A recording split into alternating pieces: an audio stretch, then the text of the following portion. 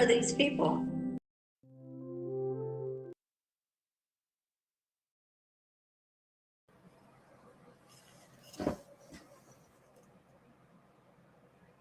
I can't hear you.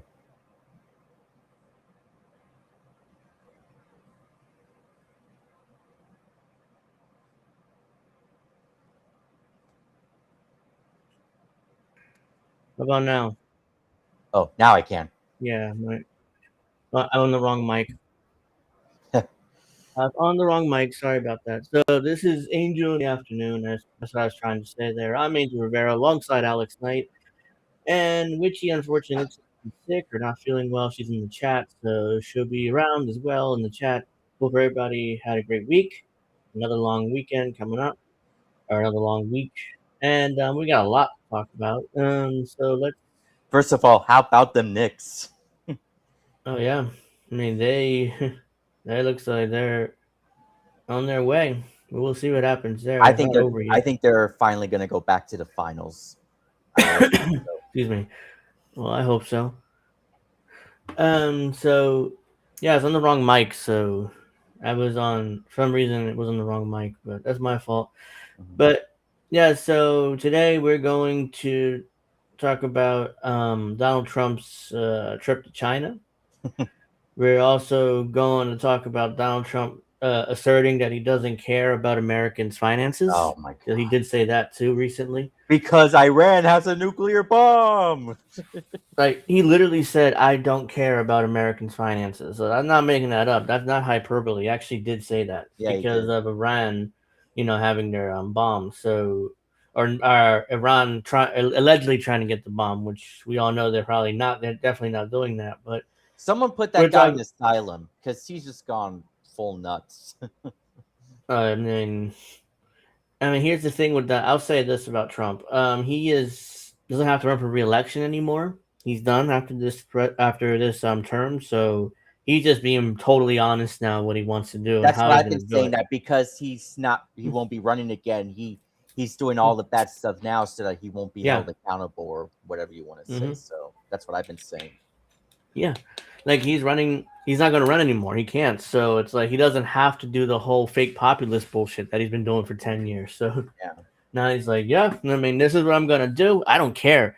I don't care about Americans' finances. I only care about... Well, also, the other thing is that all the jokes or whatever he's trying to do, they're not funny anymore. He's just acting like a fucking child. Like... No, he's past his prime. So... China. Okay, so he went to China. We're also going to talk about... ICE not paying for ICE. ICE not paying for ICE. Let me try it again. ICE not paying for their detainees' medical bills. That's also something else. Let's see. So also play that clip that we tried to play last night at the end, but not last night, last week. But yeah, I'll do that. And we also got the Australia under 16 social media ban fails. We got Sweden for some reason wanting to strap tracking devices on children as young as 13.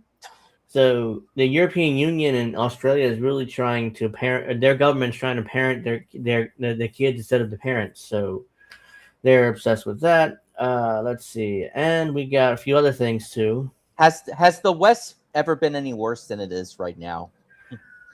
No, of course not. And we also got to talk about. We'll probably get to the clip first, and then I'll get to Mamdani, lying about his budget, how he closed the budget, I must say deficit, because him and all his supporters are claiming, oh, well, he closed a $12 billion budget hole with not cutting social programs and raising your property taxes. Isn't he great? Except for the fact that he took a shit ton of money from Albany from the taxpayers, one. Two, he also temporarily delayed pension fund payments to poor middle-class workers in New York City. And he also raised a bunch of fees. So if you get a ticket in New York City, if you get fees, you got to pay out your ass. So he balanced the budget off the backs of poor middle-class people. And meanwhile, all the progressives run around talking about, oh, what a great job he's doing. Yeah, he screwed over a majority of New Yorkers, but at the same time, he does such a great job. Also, we should go over how Tom Steyer apparently doesn't know what a genocide means. Oh, yeah, I have something on him too, but let's get to that. Let's get started. Let's get to that clip that, Yeah. or yeah. So where is it?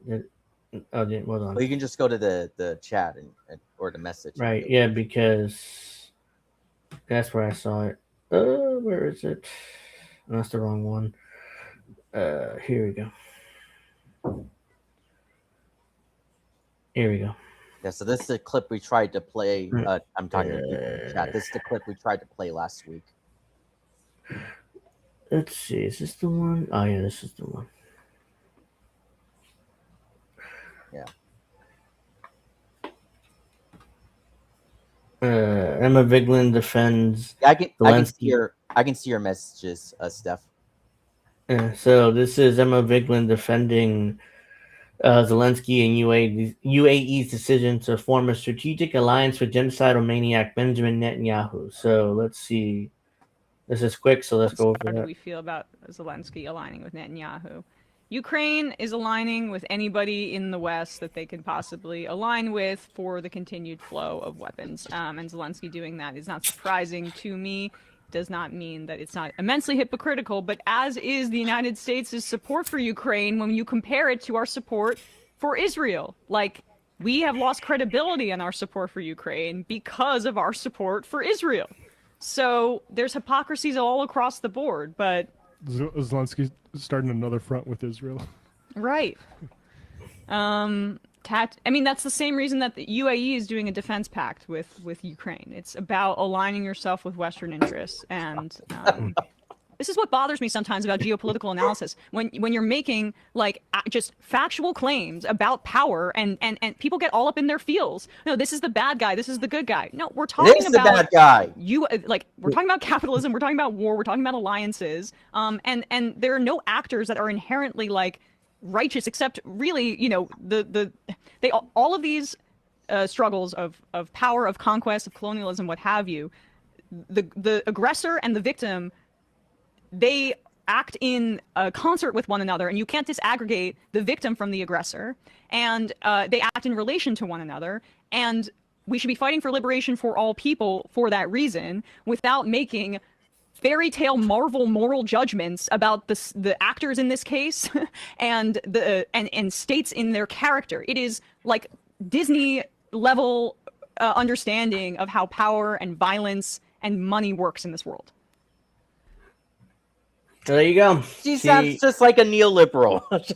Here's the thing with her, though. She's a liberal, so in her mind, Ukraine good by definition. So she has to defend Ukraine, doing this deal with Netanyahu in order to get more weapons. So Ukraine good, Ukraine good, Ukraine good. Okay, fine. I mean, everybody's a hypocrite, so why does it matter? I mean, don't forget on CNN, she was claiming that what's going on in Ukraine is the same as the genocide in Gaza. It's like, are you fucking kidding me?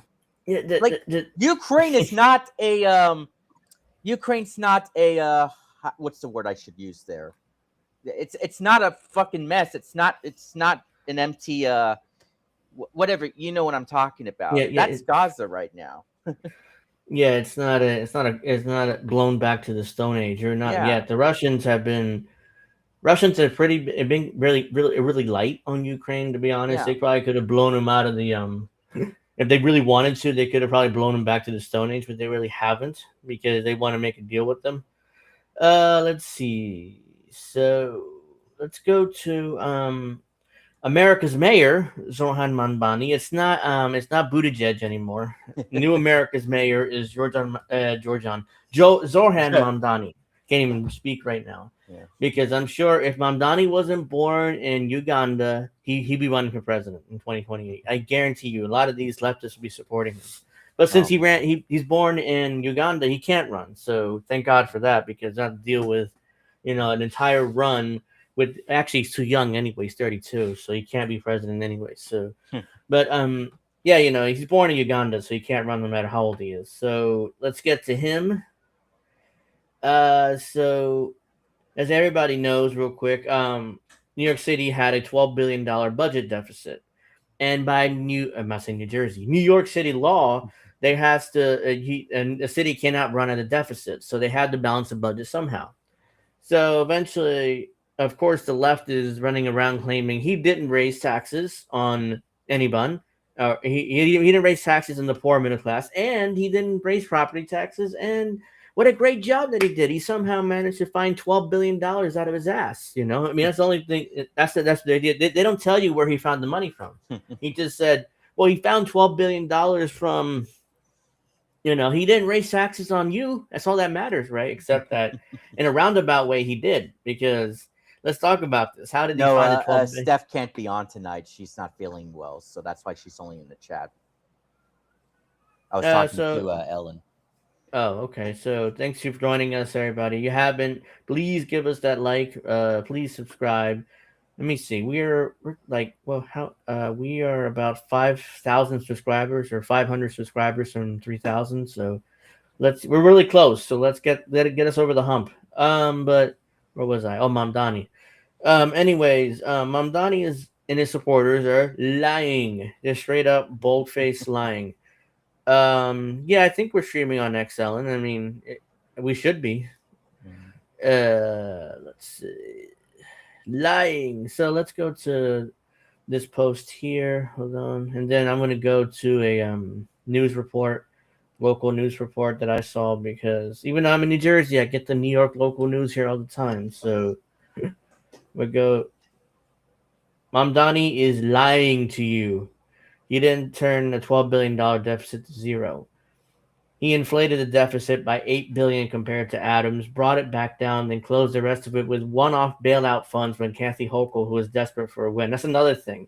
The only reason why Kathy Hochul is agreeing to give him all this money is because she's desperate to get reelected as governor, and Mamdani's popular. So that's why she's trying to hook herself to Mamdani. But as soon as she wins, I guarantee you that funding is gonna disappear. There's gonna be no more bailouts in New York City as soon as she wins. Remember when Kathy Hochul, when she made that racist statement of how young black people don't even know how to use a computer? Well, yeah. I mean, it came across as old white boomer lady. She had no idea that black people knew how to use the computer. That's how it comes across. So it happened to me. No, it happened when I was younger, a teenager. I was in high school and we were teaching seniors how to use the computer. And this old woman, white woman, was shocked that I knew how to use the computer. Oh my God. Because of my name. Because she knew I was Puerto Rican, so we had to be stupid, essentially. She was a kind old lady, but at the same time is like she didn't realize how racist that came across. But I just chuckled, is like, yeah, I know, because she wasn't even fully there anyway. She was more like she was half there, half not. So it was like, so I couldn't get mad at her. Dementia. Yeah, she was kind of not all there. You can tell, kind of like Joe Biden. She wasn't all there. So some days she was lucid, other days she wasn't all there. So it was like, whatever. But yeah, it was. It reminded me of when I saw Kathy Hochul say that. It reminded me of that incident when I was a teenager. So let's see. Funny thing, most of you morons believe the entire Democratic Party is cheering a lie while cooking the books. New York City has been legally required to balance its budget every year since 1975. State law, the Financial Emergency Act, passed after the city almost went bankrupt, and Gerald Ford told them to drop dead. Mamdani's own budget message brags this is the 47th consecutive balanced budget. Bloomberg balanced, de Blasio balanced, Adam balanced, Giuliani balanced. Yeah, it's by law. He acts like he's the only one that did it, but they have to do it. Crediting Mamdani for balancing the budget is like crediting a taxi driver for stopping at a red light. So now the $12 billion. Adams left office with a projected fiscal year 2027 gap of $4.69 billion. So where did the extra $8 billion come from? Mamdani's own team. They walked in and moved hidden spending back into the books: rental assistance, shelter apps, special ed reimbursements, New York City, NYPD overtime, and legit cleanup work. They ran then they ran to the podium and called it a deficit they inherited. They printed the number, then took credit for printing the number. How did they close it? Half of it came from Albany. Hochul wrote a check, $8 billion in state aid over 2 years. That is not sustainable. He didn't fix anything. Mamdani's signature millionaires tax, killed by Hochul, of course. Corporate tax hike, killed. Free buses he ran on, killed. City FHEPS expansion he campaigned on. He's in court right now fighting it. Then there's a pension trick. This is the big one here. 1.64 billion of the savings come from extending pension amortization from 2032 to 2037. The Citizens Budget Commission called it a pension gimmick that balances the budget on the backs of future New Yorkers, which is what he did. And him and his supporters pretend that, oh no, well, he did it off the backs of the rich. It's like he didn't raise taxes on any of them. He had to find a way to balance the budget, so he got desperate, asked Hochul for a bunch of money, and then screwed over pensioners in New York and screwed over poor middle-class New Yorkers by increasing fees on everything. That's how he balanced the budget. William Glasnow Volcker Alliance said it creates a debt that is more expensive than municipal bonds. I think he meant there. And the kicker, the budget is not adopted. The council votes June 30th. The state budget, the whole thing depends on, was still not enacted as of last week. So out year gaps under Mamdani's own numbers. In 2028 is a gap of $7 billion. In 2029 is a gap of $8 billion. In 2030 is a gap of $9.8 billion. So the whole grew $5.4 billion in 3 months. So the real headline should be Hochul cut a check, future workers eat the pension bill, structural deficit is bigger than the day he walked in. They didn't fix anything, they just moved it. The math, 4.69 billion real gap, 8 billion from Hochul, 1.64 billion pension can kick, and 25.9 billion in future gaps. He didn't balance the book, but he's gambling your future and kicking the can down the road. So maybe stop celebrating, but what do I know? Good luck. It's another Mandani fell for it award.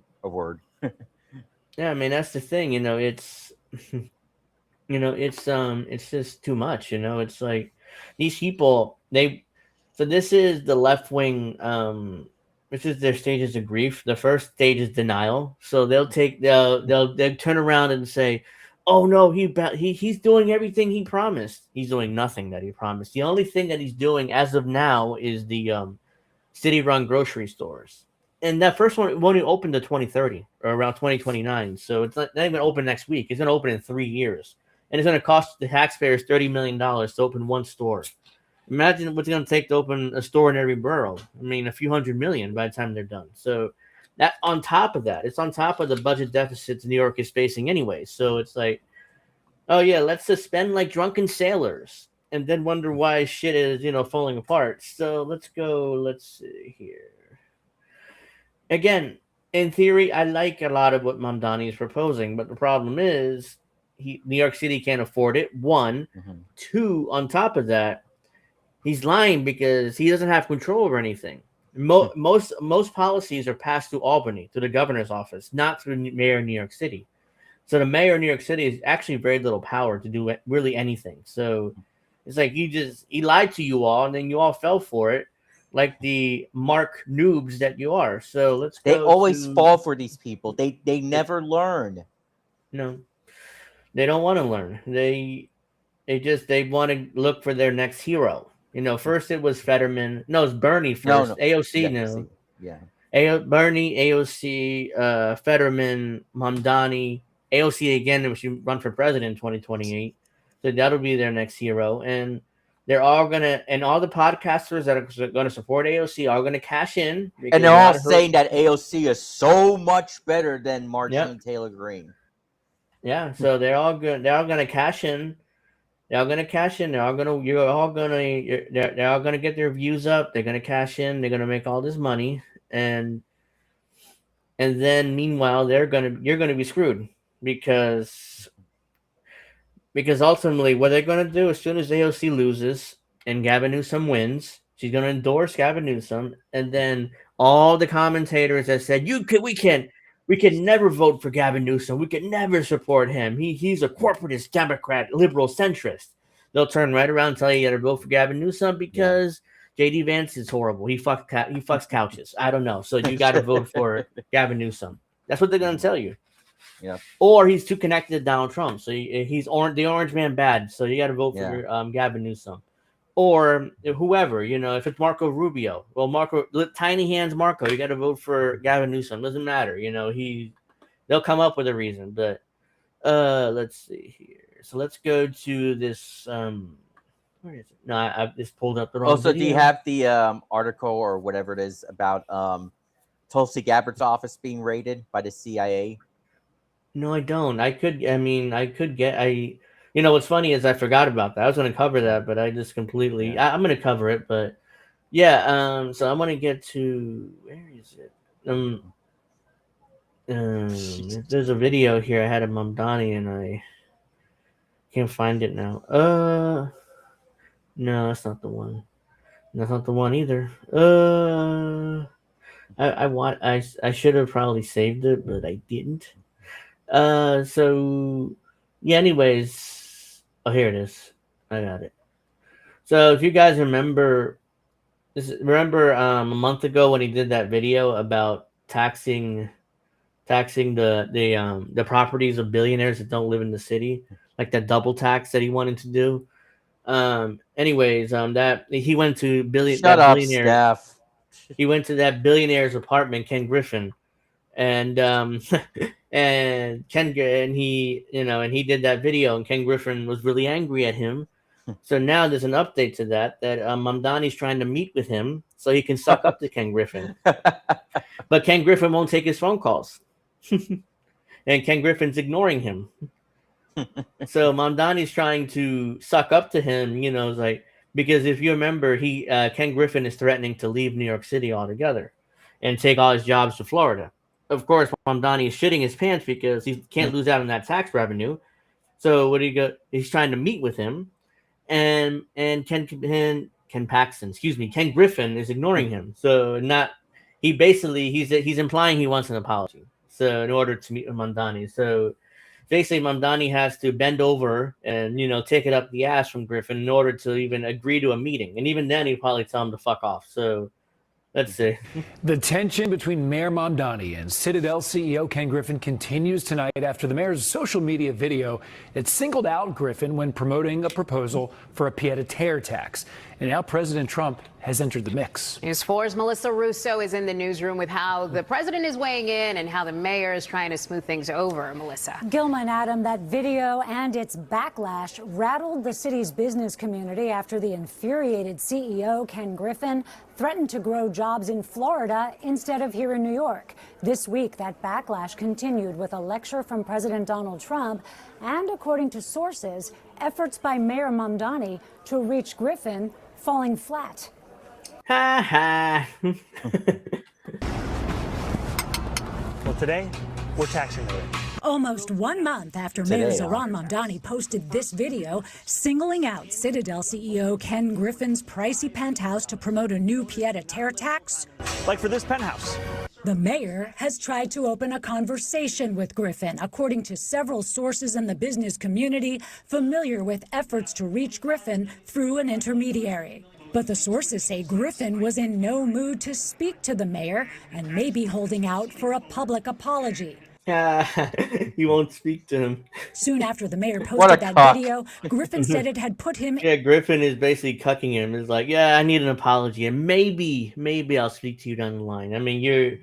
in harm's way, was in poor taste, and would cost the city jobs. We will add far more jobs in Miami over the next decade. So this is the billionaire, the house or apartment that Mamdani went to, and he did his whole fake tough guy routine where we're going to tax the rich. Oh shit, I pissed off Ken Griffin now, and now he wants to move to Florida. Yeah, I'm fucked. As an immediate and direct consequence of the mayor's poor decision here, when you lose people like that, it's not recoverable. When you lose people like that, he's the president. President oh yeah, Trump that guy. WABC. That guy. He turned from being a Mets fan to a Yankees fan after he saw Mamdani hang out with Mr. Met. Oh come on, dude. I mean, it's you didn't know about that? No, I didn't. But he's still a Mets fan, though. I mean, he's no. He was serious about it. He's no longer Met. He now wears Yankee jerseys and is going to Yankee games. Well, I mean, but the Steinbrenners in particular are Trump supporters. So, but they're not going to have Mamdani, probably around Yankee Stadium that much. The radio yesterday was the latest to warn Mamdani. No, I meant that bald guy. That's who I meant. I know. Yeah, I Oh, know. I mean, I don't. Alienating the people who already pay the highest taxes. You got to meet them. You have to have dinner with them. You have to convince them not to leave. In recent weeks, the Oh my socialist God! mayor has Look at the mayor. He's like sweating, and he's stressed beyond belief. He's gonna start growing some gray hair soon. Look at him. He's sweating. He's like, oh my God, I really fucked this up now. softened his public tone toward Griffin and the business community. I would be happy to speak with Mr. Griffin. The mayor said I would be happy to speak with Mr. Griffin. Please keep your jobs here in New York. I mean, don't go to Florida. Please. Day that he would be happy to speak to Ken Griffin. Do you have any idea? But he hadn't yet. Do you have any idea if that's happened? No, I saw Ken Griffin yesterday, and no, that hasn't happened. On Friday, I interviewed Stephen Fulop, who represents the CEOs of the city's largest employers at the Partnership for New York City. It hasn't happened.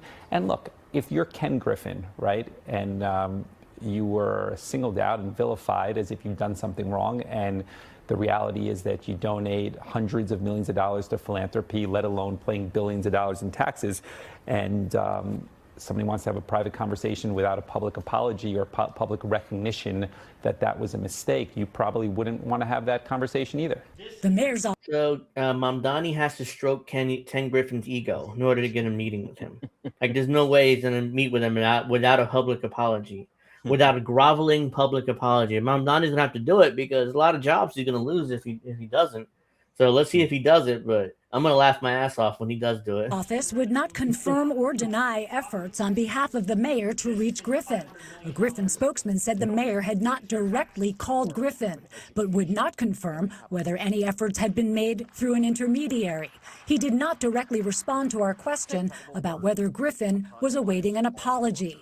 In a statement, he said Ken cares deeply about New York City and welcomes thoughtful, serious conversations about the policies that can grow Total lie. the city's economy and create more opportunity for all Lie. New Yorkers. Reckless political theater serves no purpose and undermines the future of one of the world's most important cities. The mayor was asked a week ago if he had spoken to Griffin. No. He has No. not publicly apologized, but he has tried to explain why he pointed to Griffin in that video. That home, when it was purchased, was the most expensive home in the United States of America. We wanted to make very clear. Yes, I know, but you're already taxing the shit out of them in property tax. So basically, you're trying to double dip and tax people again.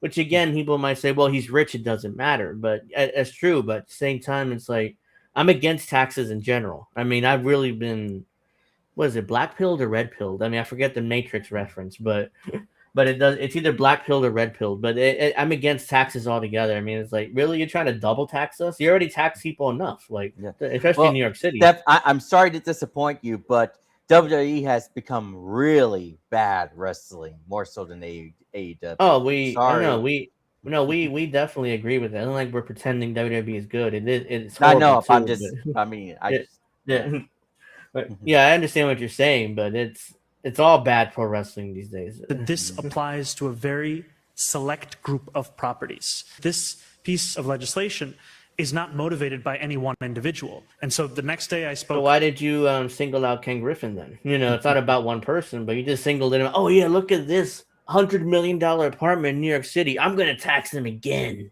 and take his money. It's like, yeah, I mean, of course gonna piss him off. I mean, do I care about Ken Griffin? No, but at the same time, I understand what he's coming from. Like, I'm tired of being taxed. You know, I'm tired of being taxed myself. I'm poor, and I'm being taxed like crazy right now here in New Jersey. So it's not easy. About a Saudi prince who bought an apartment for $90 million.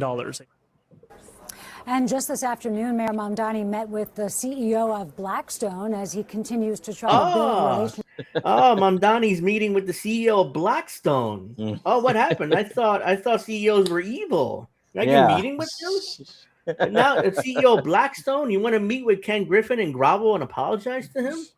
No, I hate billionaires. Now I love billionaires. Now let me meet with them because they create jobs and they can fuck me over if I don't grovel to them. So yeah, he's meeting with the the CEO of Blackstone as he continues to try to build relationships within the city's business community. Mamdani's spokeswoman telling me today. Oh The man, mayor this is wants all awesome. New Yorkers to succeed.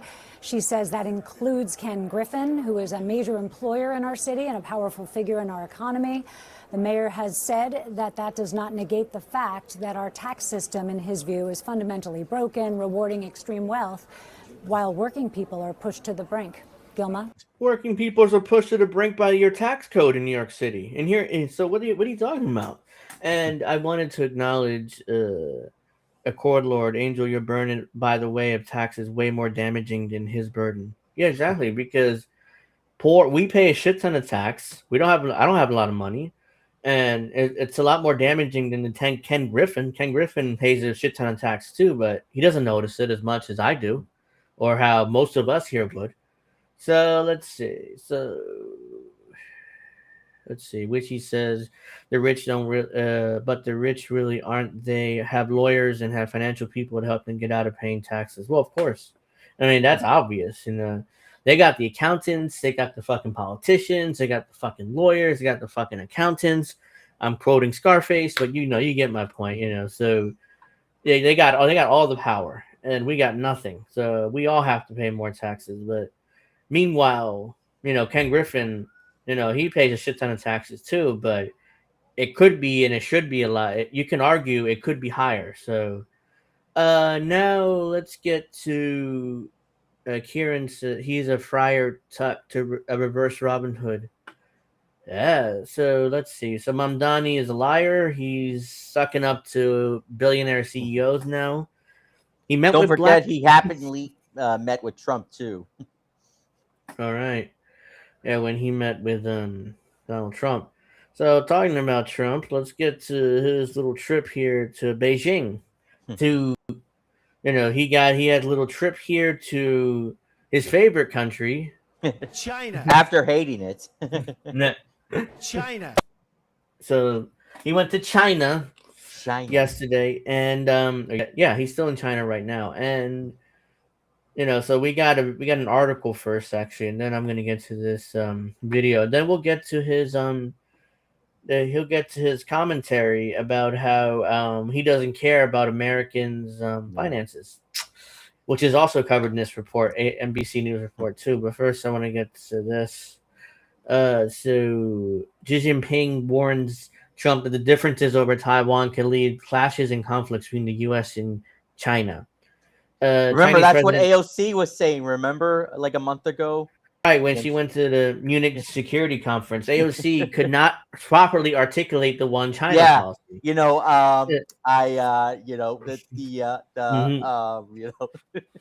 And the question was, I remember specifically because she's an international relations major at Boston University. So this is one thing she should know. They asked her about should the U.S. invade and protect Taiwan if China ever attacked Taiwan. Our policy is the one China policy, which means that China and Taiwan are all one country, even though technically Taiwan's independent. So that's our policy. She could not articulate that at all. No. All she did, she gave us a 5-minute word salad. Ooh, ah, yeah. That's all she gave us. And all these years later, she still can't speak well.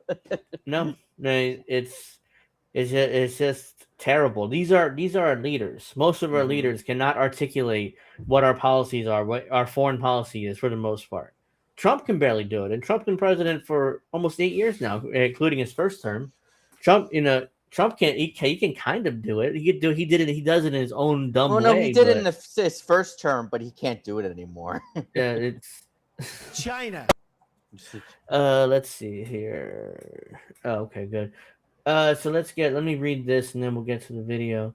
Chinese President Xi Jinping warned Trump during talks in Beijing on Thursday that differences over Taiwan could lead to clashes and conflicts between the U.S. and China, underscoring the issue's significance from China's perspective. Quote, as President Xi Jinping noted during the talks with President Trump, the Taiwan question is the most important issue in China-U.S. relations. Chinese Foreign Ministry spokesman Jiao Quan told reporters. If handled properly, the bilateral relationship would enjoy overall stability. Otherwise, the two countries will have clashes and even conflicts, putting the entire relationship in great jeopardy. Taiwan independence and cross-strait peace is irreconcilable as fire and water. Safeguarding peace and stability across the Taiwan Strait is the biggest common denominator between the U.S. and China. The U.S. side must exercise extra caution in handling the Taiwan question. The warning was delivered during 2 hours of talks at the Great Hall of the People in Beijing, before which Trump praised the Chinese leader in public remarks. Quote, you're a great leader. Sometimes people don't like me saying it, but I say it anyway, because it's true, Trump said, according to the Associated Press. It's an honor to be your friend. Xi expressed hope for a beneficial, cooperative U.S.-China relationship, but also warned of the need to avoid conflict, asking whether the two countries can transcend the Thucydides gap, the trap, whatever that is, and forge a new model for relations between major powers.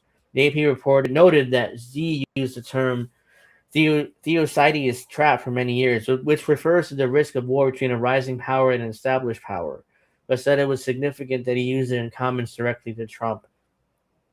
Trump's visit to Beijing, which included a large delegation of his senior officials and CEOs of private U.S. companies, come a few months after his administration approved $11 billion in arms sales to Taiwan, more than were approved under the entire Biden administration, prompting Beijing to launch a major military drills around the island.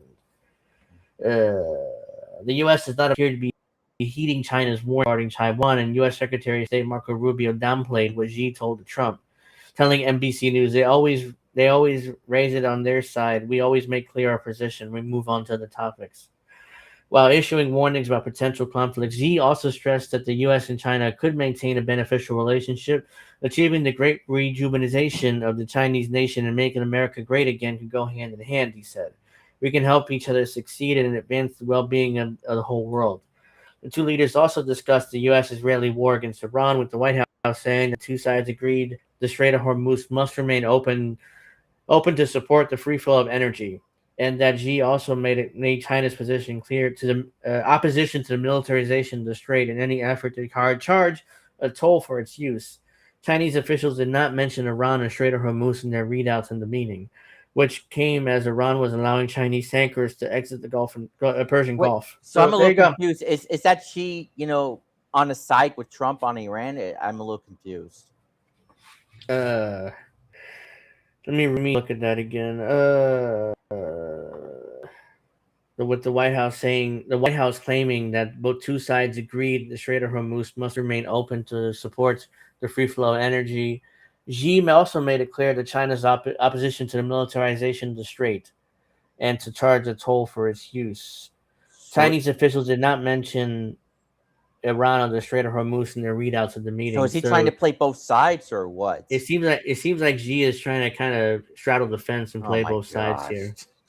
That's what it comes across as, because it doesn't seem like they're against what the U.S. is doing in Iran, but at the same time they're in favor of it, and they're kind of just saying, "Hey, look, don't shut down the Strait of Hormuz, and don't and just keep giving us our oil, and we'll be happy." That's basically what the Chinese position is. But Xi's position is there. It's not like he's strongly coming out against what the U.S. and Israel is doing in Iran. So that's not what he's doing there. So he's kind of straddling the fence. Let's see. Let's go to this now. Let me see the chat. Let's see. So Puerto Rican princess still blocked. Let's see here. Witchy.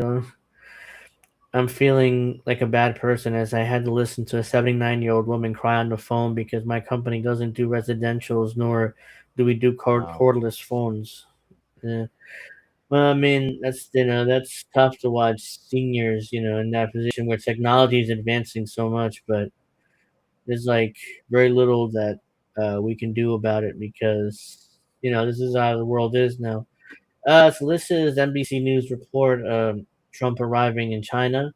And they also, towards the end, talk about Trump's comments on the American census. So this is also here. So let's Arriving in China to a lavish welcome, hundreds of kids waving Chinese and American flags as the president prepares to begin his high-stakes summit. Look at that performance. They got a bunch of teenagers to like, you know, with the with a Chinese flag and the American flag. We love you, Trump. We love you, Trump. Yeah, they kiss up to Trump. Yeah. Among the president's entourage, top American CEOs. You can see Elon Musk. You can look at Elon Musk there. You can also see the CEO of NVIDIA here too. Oh God, that fucking guy. And that's Jensen Huang, Jensen CEO Huang. of American AI chip maker NVIDIA. President Trump posting he'll be asking President Xi to open up China to American businesses. We're going to have a great meeting in China. He's a wonderful guy. Tonight, we spoke with retired Chinese senior colonel So Boa. What do you think the Chinese government thinks of President Donald Trump? I think we definitely would just lay out the red carpet to welcome him. He's coming when China is much stronger, and when China is more confident. President Trump trying to level the playing field for U.S. companies here. He's hit China with some of his biggest tariffs, and the U.S. trade deficit with China dropped 30% last year to around $200 billion. And there's a new battle over AI. A source tells NBC News NVIDIA's CEO was included in the delegation after a last-minute call from President Trump. The Trump administration accuses China of an industrial-scale effort to steal U.S. technology on AI. And there's a fierce debate over whether more American companies should sell AI computer chips to China. Those chips allow us to be ahead in AI. And I'm sure that the Chinese can't find AI chips without the U.S. Notice how the AMD CEO wasn't there. The woman. Yeah, it's like it says on NVIDIA, and I'm sure the Chinese can't find AI chips without the U.S. I'm sure that they can't get it. They can't make it themselves, or they can't go to the Russians, or them. Only the U.S. makes AI chips. Absurd. Quite frankly, the Chinese want access to them. And the new reaction tonight over the God, president's look at his response. face. Oh my God. That's a terrible picture. I'm not sure whether it was edited like that or what. Yeah, this is when they talk about Trump's comments on Americans' finances here. America's financial situation motivated him to make a deal with Iran. I don't think about American financial situation. I don't think about There it is. I think about one thing. We cannot let Iran have a nuclear weapon. The American people understand. When it's over. The American people will understand. Trust me. Everything sucks. It reminds me. Do you remember a long time ago when Frank? What's that? That famous comedian Frank. He does the impressions.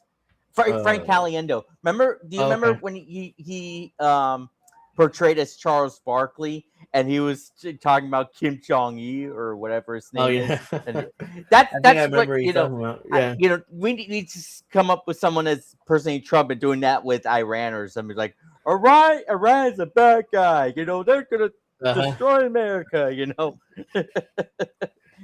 Yeah, this is I can't Trump like.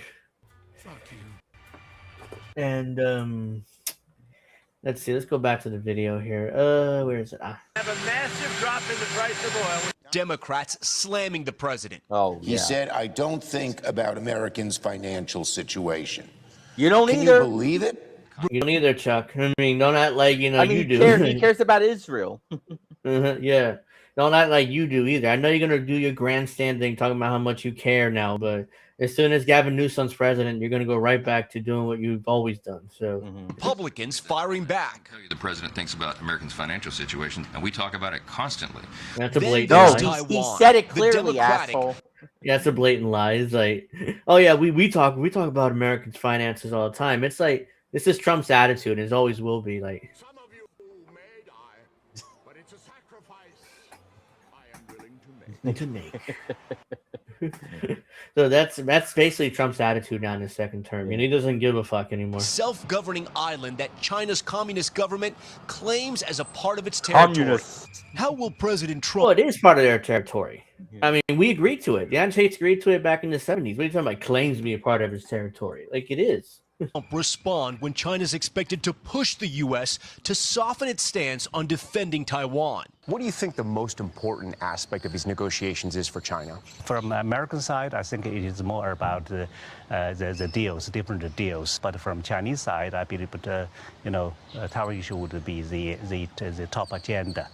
We thank you. Well, yeah, obviously Taiwan is number one because that's their whole thing. That's going back to the 70s when Richard Nixon came to an agreement with Mao Zedong, about the one China policy. We agreed that Taiwan is a part of China.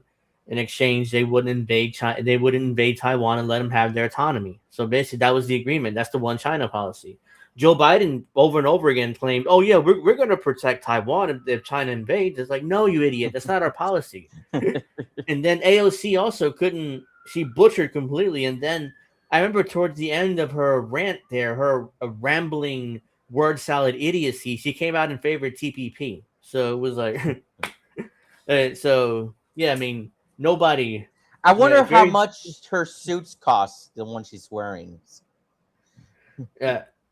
Cord Lord says American finances equals corporate control. And that's totally right. Whoops, forgot to take it off the screen there. So yeah, let's go to, I think that's all for that videos. Let's go to some articles and then we can continue. So let's see. Let's go to this one. So as we talked about earlier, ICE is not paying the medical bills of their detainees. So not sure. Let me see. Here we go. There we go. Hopefully it's big enough. Yeah, let me make it a little bigger. Whoops, too big. There you go. So let's see. On October 3rd, Trump administration abruptly stopped paying third-party for medical care provided to detainees in the custody of ICE. According to ICE Health Service Corps, IHSC, payments to third parties were supposed to resume on April 30th. When April 30th arrived, payments to third-party medical providers did not resume. For more than 7 months, third parties have not been able to be reimbursed for medical services provided to ICE. I assume detainees, because ICE themselves are not getting it. This has coincided with a massive spike in detainee deaths and medical crisis. Read the full story here. I think there's more. Yeah, here we go. ICE has not paid for detainee medical care for 7 months. The termination of payments to providers has coincided. Okay, yeah, let's go. October 3rd, 2025, the Trump administration stopped paying third parties for medical detainees. Medical care for ICE detainees. November 2025, ICE said the situation was an absolute emergency that needed to be fixed immediately to prevent further loss of life. According to ICE Healthcare Corps, payments for third parties supposed to resume April 30th. ICE is contracted with a private firm, Accenture Health, to process reimbursements. But April 30th came and went and nothing is being processed. Meanwhile, so ICE has hired, what the hell? No. Whatever. ICE has hired some private company to handle the payments, but they're still not getting paid, these doctors. Meanwhile, detainee deaths at ICE facilities are skyrocketing from 2018 to 2024. The average number of people who died in ICE custody annually is 8.9. I'm not sure, 8.9. I don't know what that means. I don't think it's 8.9 million. I mean, it can't be that high. Since ICE has stopped medical reimbursements on October 3rd, 2025, people have been dying in ICE custody at a rate of 8,900. Okay, it has to be that. At the rate of 51,700 annually. Okay, here we go. So, is this in millions or in... It doesn't really say here. It says... I assume it's in thousands, but it doesn't really... It usually says it's millions or in thousands, but... Beyond the data, there are just numerous examples. Individual cases suggest essential medical care is being denied to ICE detainees. So yeah, ICE is... Let me just do that. ICE is basically not paying for anybody or anything. Why would ICE care about anybody in their custody like deleting poor people? But still, I mean, this is important to tell people that, hey, look, ICE is definitely not paying the bills of, paying these doctors in order to treat the detainees or give them the bare minimum medical treatment. It's not like would expect them to give him like gold-plated healthcare or anything, but come on, just a bare minimum of medical treatment. So there's more on this. Hold on, there's more on Trump here. Let me go to this. Actually, no, I'm not going to go to that. I mean, we already covered that. Trump not caring about Americans' wages. So basically, Trump is like, I don't care. Americans will understand because we will stop Iran from getting a nuclear weapon. No, they won't. No, we won't. I mean, This is the evidence right here. This is the evidence. Yeah, it's let's get to the Trump administration stopping withholding $1.3 billion in Medicaid payments for California. So this is a quick little article here from the New York Times. I tried to find it somewhere else, but I couldn't. The only one's really covering it. So let's go to the paper of record, the New York Times, or the alleged paper of record. So the Trump administration will withhold $1.3 billion from Medicaid payments in California. 1 billion, gajillion, fifillion, million. Yes. How about no? Yeah, the vice president said the state had not done enough to fight fraud in the public health insurance program. The Trump administration will withhold $1.3 billion in federal Medicaid payments from California. J.D. Vance announced on Wednesday, saying the state had failed to combat fraud in the public health insurance program. The state of California has not taken the fraud very seriously, Mr. Vance said at a White House news conference. The vice president also announced an audit of state-level watchdog agency called Medicaid Fraud Control Units, which are meant to ferret out inappropriate spending. The administration sent letters to the offices on Wednesday asking them to prove that they are effectively and aggressively, quote-unquote, combating Medicaid fraud. Mr. Vance said. He added that they could also lose funds. The announcements are part of the administration's growing focus on fraud in public health insurance programs. In March, President Trump established a task force to crack down on misuse of public funds in federal programs, appointing Mr. Vance as the leader of the group. Okay, that's why the VP is kind of hanging around talking about that. So far, the actions is focused on Democratic states. In February, the administration halted a $259 million payment to Minnesota after a major welfare scandal. Minnesota has challenged that decision in court. Oh yeah, this is the alleged fraud that Nick Shirley guy found with the child care in Minnesota. So, and I say alleged Minnesota. because I don't know how true any of that is because Nick Shirley is not the most credible guy in the world. But I digress. Dr. Mehmet Oz, yes, that Dr. Oz, the TV doctor, the administrator of the Centers for Medicare and Medicaid Services, another task force member, has frequently pointed to California's hospice industry as a prime example of fraud, noting that a third of all hospice providers were in one city, Los Angeles. Okay, that doesn't mean it's fraudulent. It's like, yeah, they're all in Los Angeles. I don't know. I don't understand why that's evidence, but I digress. There's something clearly wrong, Dr. Oz said at a recent event hosted by the Paragon Institute, a conservative health policy think tank. On Wednesday, Medicare announced that it was enacting a 6-month moratorium on approving new hospice providers, as the agency aims to investigate the identified possible cases of fraud. So there you go. The next thing the administration is going to do, they're going to pull out the welfare queen. They're going to find the black woman with 10 kids and getting thousands of dollars a month in Medicaid and government benefits like Reagan did in the 80s. So they're going to find some fake black woman that doesn't exist. That's the next thing they're going to do. Was that Reagan or was that Bush Sr.? I know a president did that. They found like this fake black woman that they called her welfare queen. That they had, she had like 7 kids, or I don't remember who it was. Maybe someone in the chat remember who did that, but it's either Reagan or I know it wasn't Clinton. It was either was it Clinton? I don't know. I don't remember right now. I mean, I do remember there was a welfare queen that a president pointed to claim that they had to cut social service. No, it might have been Clinton because he did welfare reform in the 90s to the trash heap that it is today. So it might have been Clinton, but again, I'm remembering a president used the welfare queen to justify cutting welfare benefits. Let's see. So let's go to.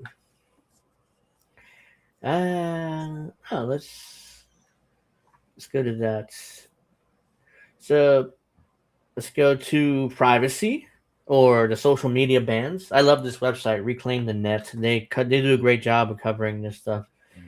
Remember Australia enacted an under 16 social media ban, at a FEMA official a few months ago. So Australia's under 16 social media ban fails. 73% of ignored it.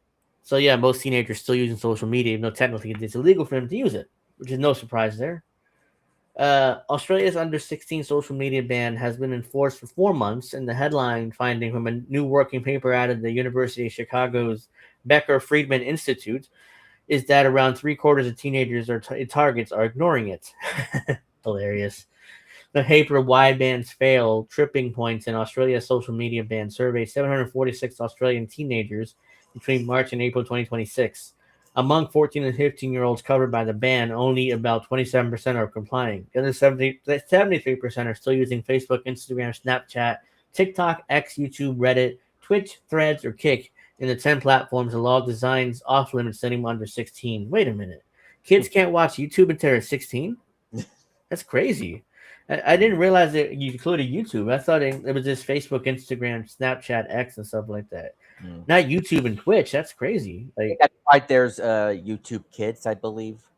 Yeah, there's YouTube Kids. Yes, that's weird that they would also include YouTube there. The Online Safety Amendment, social media minimum age of 2024 took effect on December 2025, making Australia the first country to outlaw teenage social media accounts at the federal level. More than a dozen other countries and numerous U.S. states are now considering versions of the same approach. The Australian model places enforcement entirely on the platforms, which faces penalties of up to $49.5 million Australian for failing to take the reasonable steps to keep under 16s off the service. Teenagers themselves face no legal sanctions. And what's the point? Australia is known for being one of the most pro censorship countries in the world. I mean, look what they do with their video games. They have heavy censor their video games. Oh God, yeah, you can't play. You can't. Jesus, well, you can play, but there's a lot of censored or deleted. Deleted stuff. They're censored to hell, pretty much. Those games. Yeah. The teenagers know this. According to the survey, only 22% of banned teens believe they personally face any consequence for using a banned platform. 47% correctly understand the consequences fall on the companies. Awareness of the ban is near universal, 86%. The teens aren't confused about what the law says. They simply concluded that accurately that the law isn't aimed at them. It isn't. It's aimed at the companies. So there's really no point in trying. This law is a waste of time. Getting around restrictions takes minimal effort. 75% of banned teens describe circumvention as easy or very easy. Well, obviously, again, it's the think of the children law or whatever. All you got to do is either use a VPN or put your 18 on the fucking thing, and that's it. Most common workarounds are the obvious ones: lying about age on verification prompts, entering false birth dates as sign up, borrowing a parent's and older siblings' accounts, and routing it through a VPN. 64% of 14 and 15-year-olds in the survey had not had their accounts removed at all. The platforms have been found them. A quarter of the non-compliers report that a parent, older sibling, or other adult helped them sign up for a new account after the previous one was deactivated. That's hilarious. Even the parents are like, yes, who cares? Sign up for it. No one respects this law. The researchers also asked teenagers a more interesting question. What share of your peers would need to stop using social media before you stopped? The average answer was 69%. I love the specificity of that. Some teens placed in the threshold even higher. The result holds across every way the question was framed, where the reference group was age peers, classmates, or the wider school, or typical person your age. A number came out to 62 to 69%, blah, blah, blah. Yes, in other words, this law is a terrible failure. Like, Australia miserably failed there. I just want to mention something first. The Yankees and Mets game, it's scoreless right now, but in the third inning, and the Yankees are already out of challenges. So. Oh wow! Yeah. Oh well, I have it 1-0 Yankees here, so I don't. Oh really? know. Oh, yeah. I didn't. Yeah, my phone's. Oh yeah, I see it now. Yeah. Cody Bellinger again. Yeah. Let's see. In Australia, at least the government is quite racist from what I've seen. Met a family Aboriginals. They educated me when I was young. But yeah, that's definitely the Australian government is, like most governments, are pretty, racist against indigenous peoples, whether it's Australia, here in the U.S., or Canada.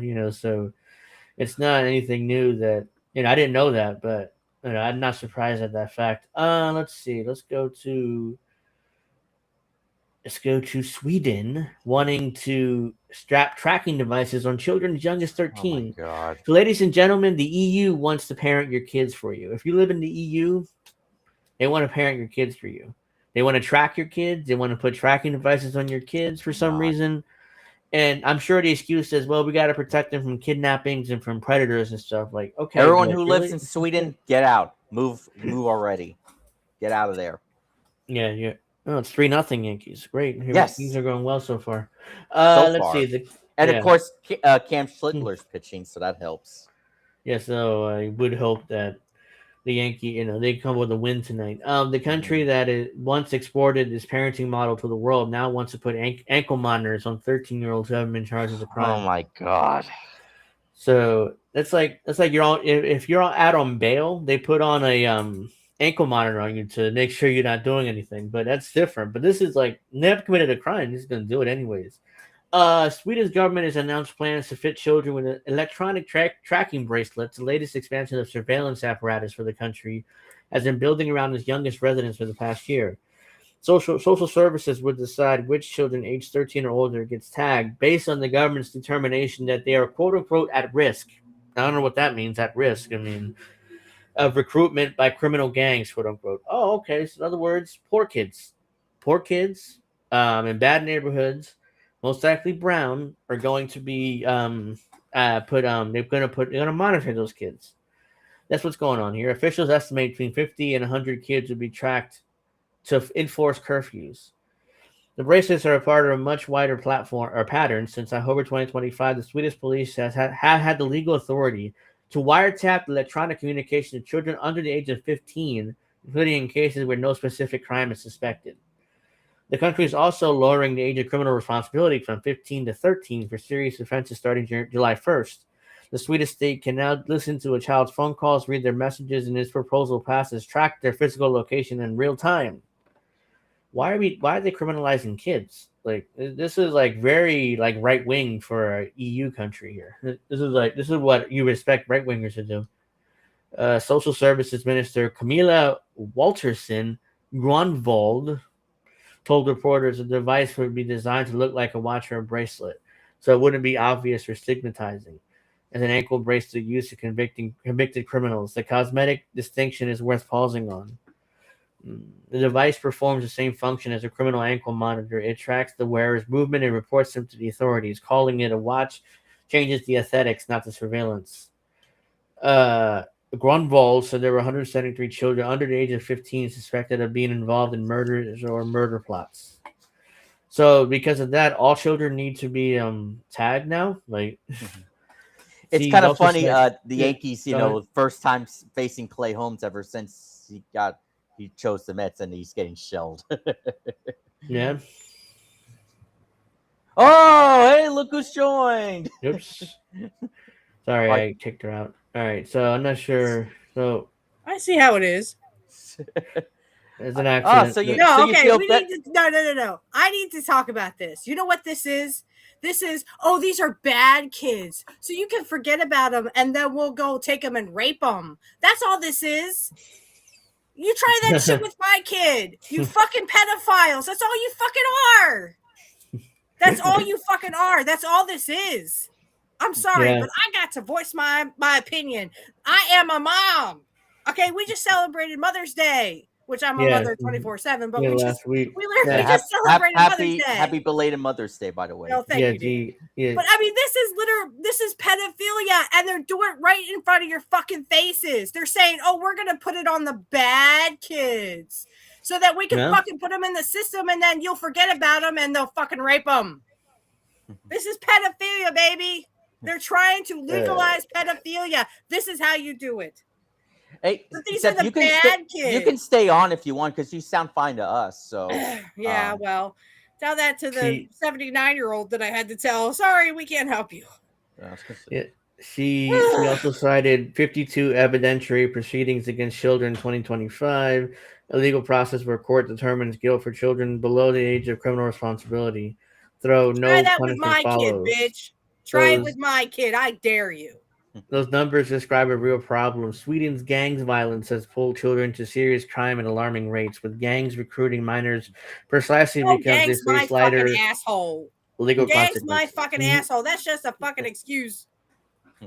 Yeah, because here in the U.S. we have a massive gang problem too, but they're not doing that here, not yet at least. So, Oh, don't give him any ideas. none I'd like none to of try those to see him try that changes. shit with my kid.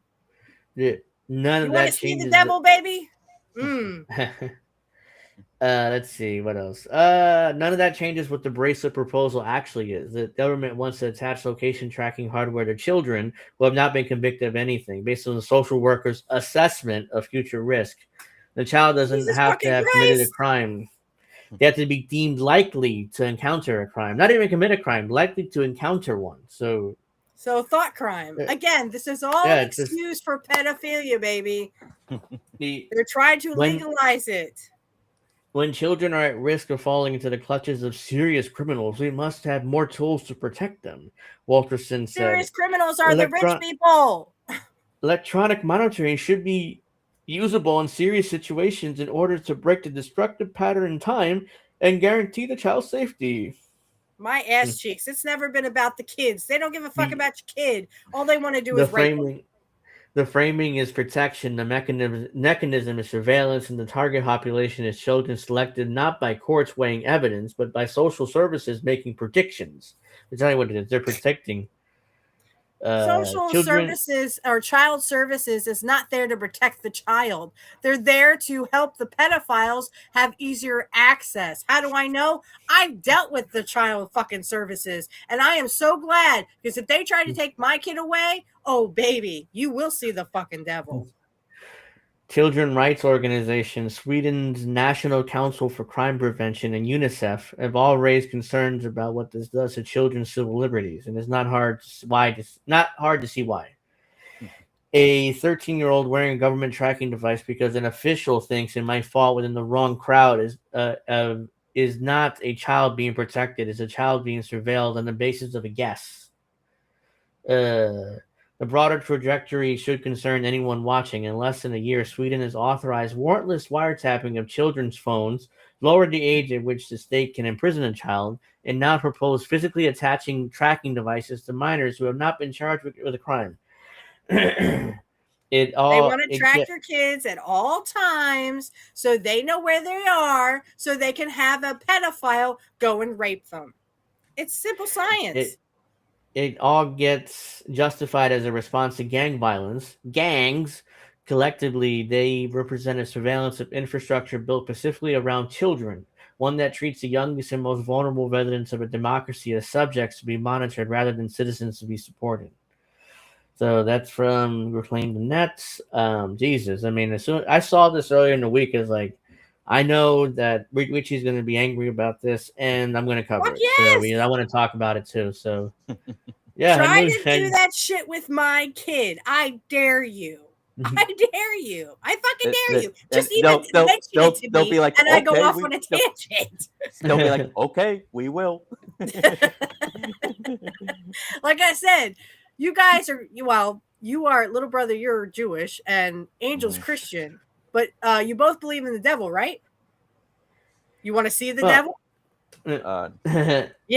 Try to put that shit on my kid, and you will see the motherfucking devil.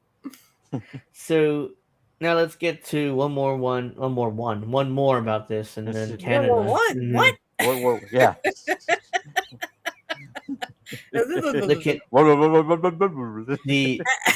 As my son says, the Canadians here are claiming their critics don't understand the surveillance law or bill. Oh, and I don't want to understand it, bitch. Canada's public safety minister is telling Apple, Meta, Signal that they don't understand his own surveillance bill. They understand it fine. That's Bill C-22. As Shawn Michaels would say, Oh, Canada, how I hate this place. Yeah, Bill You screwed Brett. C-22. You screwed Brett. Bill C-22, the Lawful Access Act, would force telecoms, internet companies, and social media platforms to rebuild their systems so police and the Canadian Security Intelligence Service can access user data more easily during investigations. It would also require providers to stockpile metadata on every subscriber for up to a year, regardless of whether those people are suspected of anything. The bill has the backing of police chiefs across the country and the CSIS, which is the CSIS is their version of the CIA, basically, who have long argued that they are stymied by outdated legislation in the digital world. The government Let's describes circle the wagons, Pilgrim. the government describes this as an organizing information like filing cabinet, where certain types of information would be available with legal authorization. The filing cabinet contains a year's worth of data showing where every Canadian goes, when they go there, and who they communicate with on a mobile network. The metadata includes which cell towers each phone connects to and when. Retrained at scale, it amounts to a comprehensive surveillance map of the population. Public Safety Minister Yeah, but they Gary. can't use that because your cell phone pings off of several different cameras all at one, or cameras, cell towers all at one time. Yeah, that's what I meant. Yeah, that bitch. No, seriously, it does. They actually saw that cell phones in real time will ping off of several different towers, and this is how they were surveilling a guy who was in like 3 places at once, and they still charged him with murder of another guy, and he wasn't even in the area. But because his phone pinged off of several towers, and it just happened to be a tower in the area, they said, "Oh, well, he killed him." No, he didn't. He didn't even know the guy. It is no. See, that's the thing. If you have a good enough lawyer, they can point out the stuff at trial. But it's like, I'm sure either he had a public defender who didn't care, or he just pled guilty. So I don't know the details of that case, but yeah. So let's Hey, see. CBC. Let's see. Oh, ask little brother about his ex-wife. The list of people who supposedly can't read keeps growing. Apple warned the legislation could allow the Canadian government to force companies to break encryption by inserting backdoors into their products, something Apple will never do, unless it's for the NSA. Then Apple will do that perfectly fine. They won't do it for anybody else but the NSA. The company added at the time of raising and persuasive threats from malicious actors seeking to access user information, Bill C-22 as drafted would undermine our ability to offer powerful privacy and security features users expect from Apple. Except that the CIA or NSA, then they'll gladly give up that information. Apple has already shown it would follow through on threats like these. It pulled its advanced data protection feature from the United Kingdom rather than comply with a technical capability notice, ordering it to create access to encrypted iCloud data that is now litigating the order before the Investigatory Powers Tribunal. I'm telling you, turn off your locations. Unless you need to use like the maps or whatever, turn off your location on your phone. Less tracking that way. Yeah. Speaking of which, Steph, you got the S26 Ultra yet? Hey, did you hear about your ex-wife? No. I asked you a question. No, bitch, I did it because I still owe like $400 on my Ultra 24. Oh. Yeah. If the I think we should talk about your ex-wife. No. Oh yeah, we do have to bring her up here in a second. If Bill C-22 passes unchanged, the Canadians could lose the same protection. Signal, the encrypted Tulsi did actually service. have an ex-husband. An ex-wife? No, I didn't say it. I corrected it. She used to have an ex. The other team. She used to have an ex-husband actually before Abraham. I think that's her current husband. It's okay, little brother. We know that you. Where did it all go wrong, right, little brother? No. I'm serious. She actually used to have an ex-husband. No, I know. I'm busting. I know. Signal, the encrypted messaging service, went further. Vice President, that name, told the Globe and Mail that Signal would rather pull out of the country than be compelled to compromise on privacy promises we made to our users. So yeah, the Canadians are they're trying to, surveil their own citizens too, just like we do, and just like every other country. Oh yeah, Sean, I on know. Earth. But if you So, have the location off, at least it makes it a little harder for them to track you. Is all I'm saying. Just don't use, make sure your location is off unless you absolutely have to use it for like maps or something. But I have my location off all the time, unless, like I said, unless I need it for like Google Maps or something. Because I don't know where the fucking hell I'm going half the time. I'm lucky I remember my own name at the end of the day. Yeah, it's like I keep it. I turn it off unless I do that too, because I can't. I have a hard time remembering where I'm going or how to get there. So I think I'll walk this way. Oh, pfft. Yeah. So everybody knows, and I just found out about this yesterday. Oh, here comes the ex-wife. The allegation that the she's CIA always pushing back on everything. Yeah. Pushing back on the attacks on Trump or the yeah. So she's denying reports. She sucks a lot of dick now. She's denying reports that the CIA actually raided her office. So is anybody keeping count? You can play the audio there. I just saw. Yeah. Oh, there's a video here too. I don't know if it ever loads. She came to us with some pretty shocking breaking news. It's about files pertaining to the assassination of JFK and MK Ultra, which was the CIA's human experimentation program.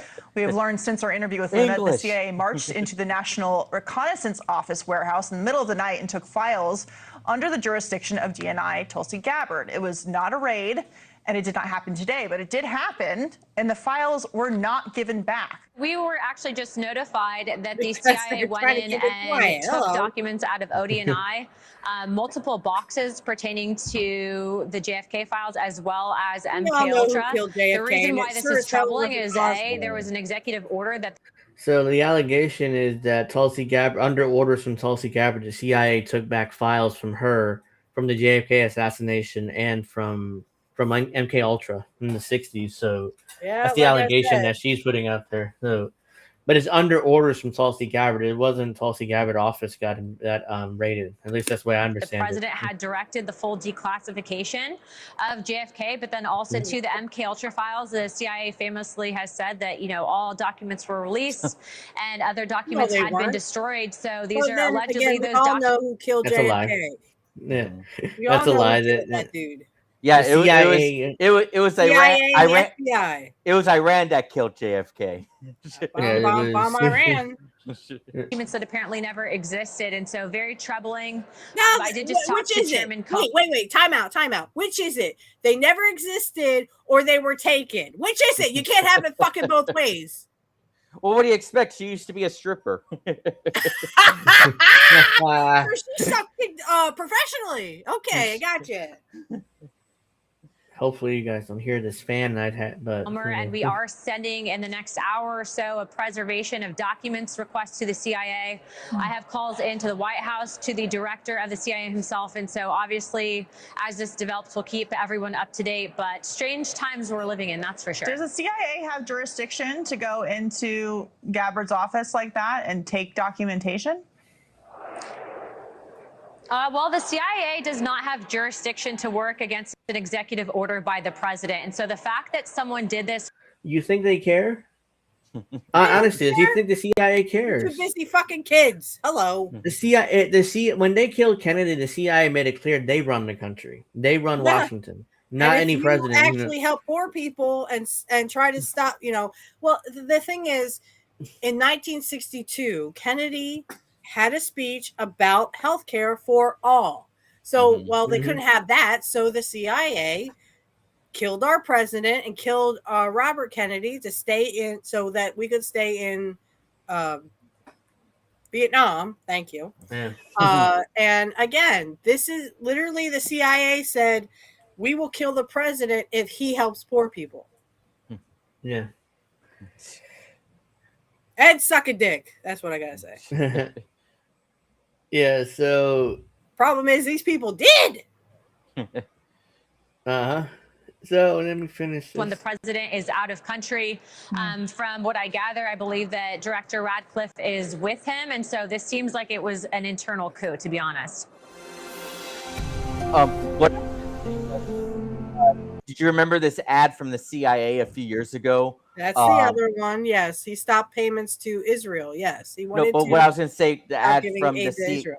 from the CIA a few years ago about this woman of color who was so proud to be working with the CIA. Remember that one? Right. I do. Yeah, it's ridiculous. And then, hey, look at over here. There's aliens. Oh no, we're kidding. Yeah. Yeah. This is all a big fucking magic trick of illusion. But then we should listen to the audio for this article because it says otherwise. So. Okay. Well, I mean, they could. Gabbard spokesperson pushes back on reported federal raid on office. By Ashley Fields. The Office of the Director of National Intelligence is pushing back on reporting of a CIA raid on the office. This is false, Olivia Coleman, a spokesperson for Director of National Intelligence, Tulsi Gabbard, wrote on the social platform X. She was referencing a now-deleted post from Fox News host Jesse Waters about the alleged raid. The CIA did not raid the DNI's office.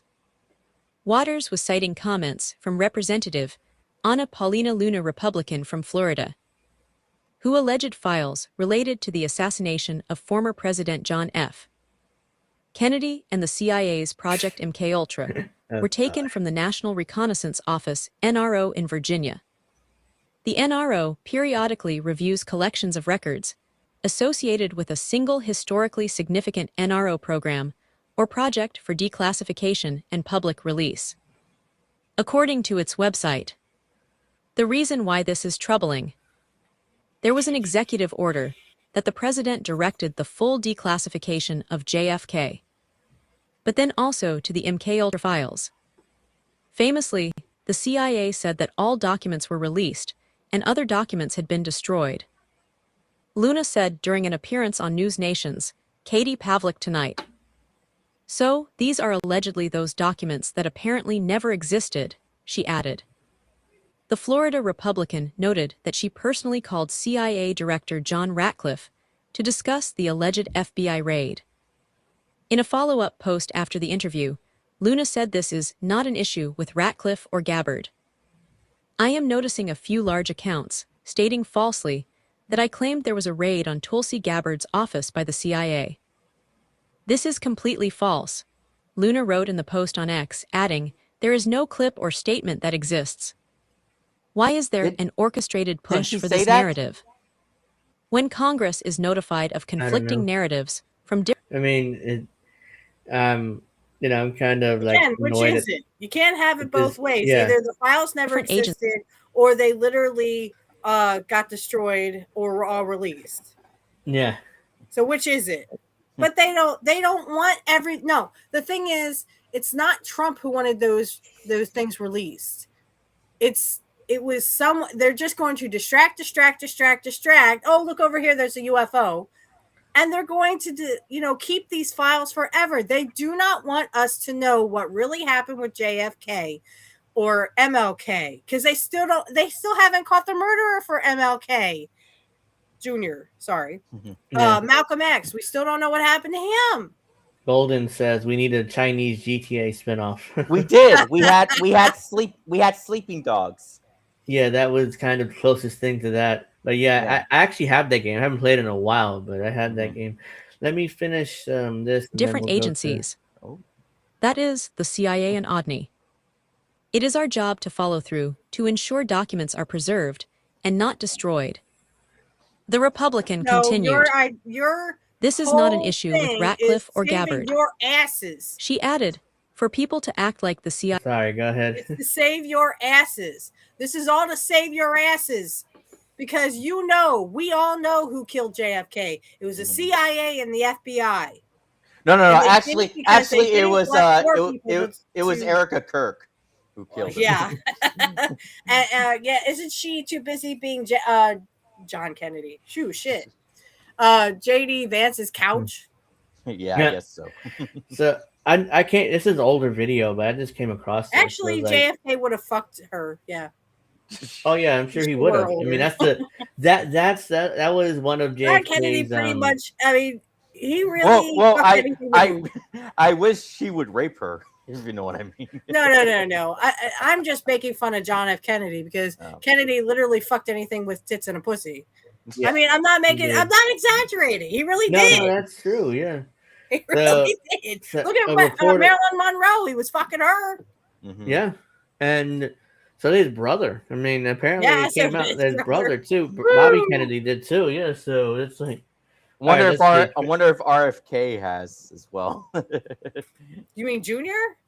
I think he was yeah, a kid at the time. RFK Jr. Yeah. I think he was a kid at the time. He was a kid, wasn't he? I mean, he was like a. Oh yeah, but I'm talking about him. now or the last few years or 10 years, whatever. For RFK Oh, okay. Yeah. Wait a minute. Time out. Who are we talking about? Marilyn Monroe. I'm talking about RFK Jr. If he's done that recently or in the past. Did he cheated on his wife? Maybe he probably has. He's been fucking anything. He also fucks anything that moves. Yeah, didn't you hear about that scandal, the affair he had with that one journalist bitch? And then he wrote her these poems about that she should suck his dick and literally when he comes in her mouth that she should swallow it and not spill a drop. Haven't you heard this shit? Come on. It was Olivia Munn, and it was allegedly an emotional affair. An emotional affair. And then he'd be like, "Well, that didn't happen, and what happened, So he's, Robert Kennedy too fucked anything that moved. Yeah. So I'm not surprised Junior fucks anything with this. Yeah. So this I actually came across it. I came across this. Trump was asked by a reporter who killed Kennedy, and he gave, I don't know what answer he gives here, but I thought it was interesting. There's a lot to sift through. Yeah. Can you just tell us who killed Kennedy? Well, I was given the task of releasing that because many presidents have gone through it and they haven't released. And I said, release. We even released Social Security numbers. I didn't want anything deleted. I don't think there's anything what the hell is he talking about? That's earth-shattering, but you'll have to make that determination. 80,000. So yeah, that was his answer. Deflect, illusion. Yeah, Look over here. It was. Well, I don't think there's anything important in there, but we released everything. We released everything. Didn't. Because now you have people that say, "Oh, well, those documents were destroyed," and now they're rating shit at the request of Tulsi Gabbard, your ex-wife. I mean, literally. Shut up. What I have to bust your balls. I know. Like literally, this is what I'm talking about. We all know who killed Kennedy and Malcolm X and MLK Jr. We all know who killed these people. It was the CIA and the FBI. Because I keep screaming every time I hear someone say about Robert Kennedy Jr. Robert Kennedy Jr.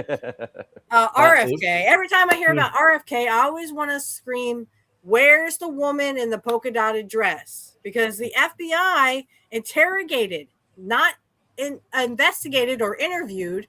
They interrogated their own fucking witnesses. Made them change their own stories. Please read Lisa Peasy, A Lie Too Big to Fail.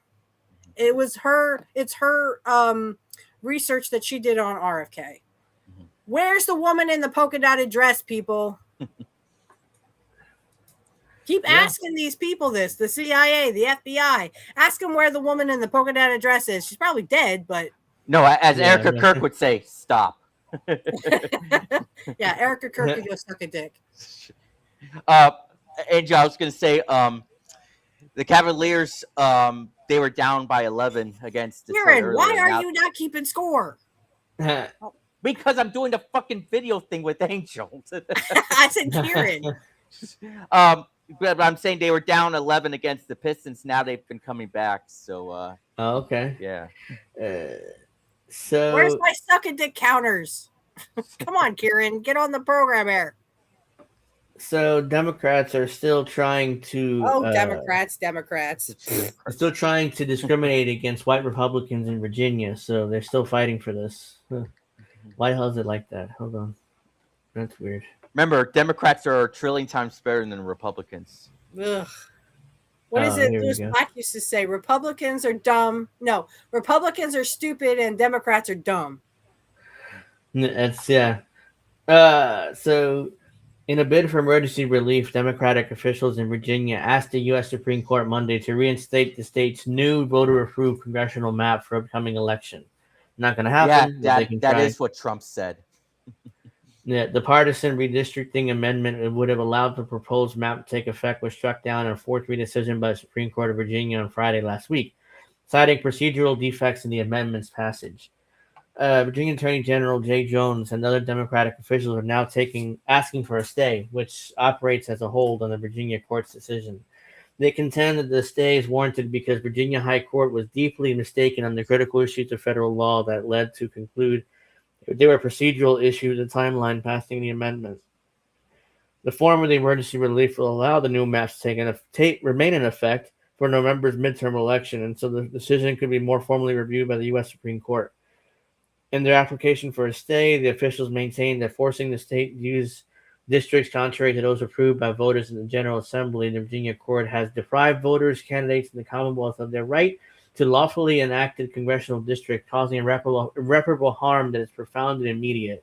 You got to let us discriminate against white Republicans, or else it's gonna be it's a problem.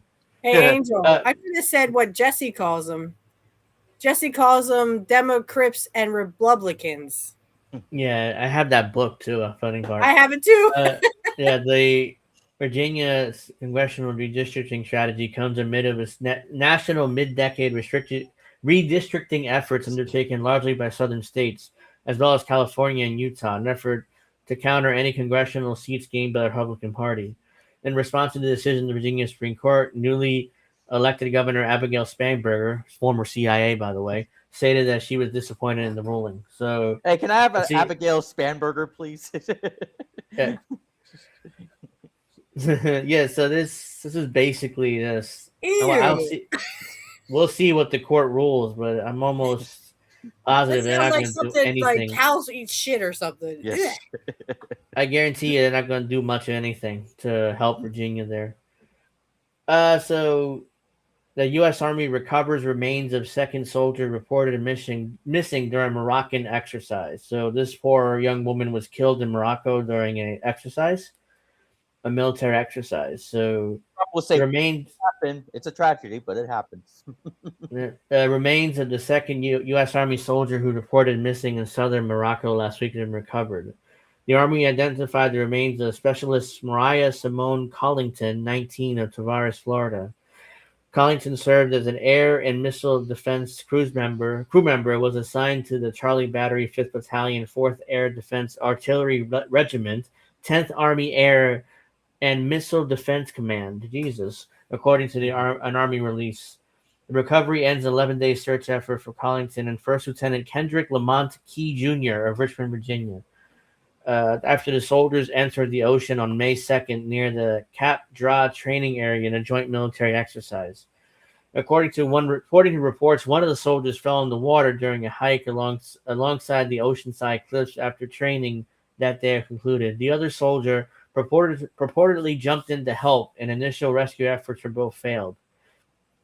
On May 9th, Key Jr. is recovered in the water approximately 1 mile from where both soldiers reportedly entered the ocean.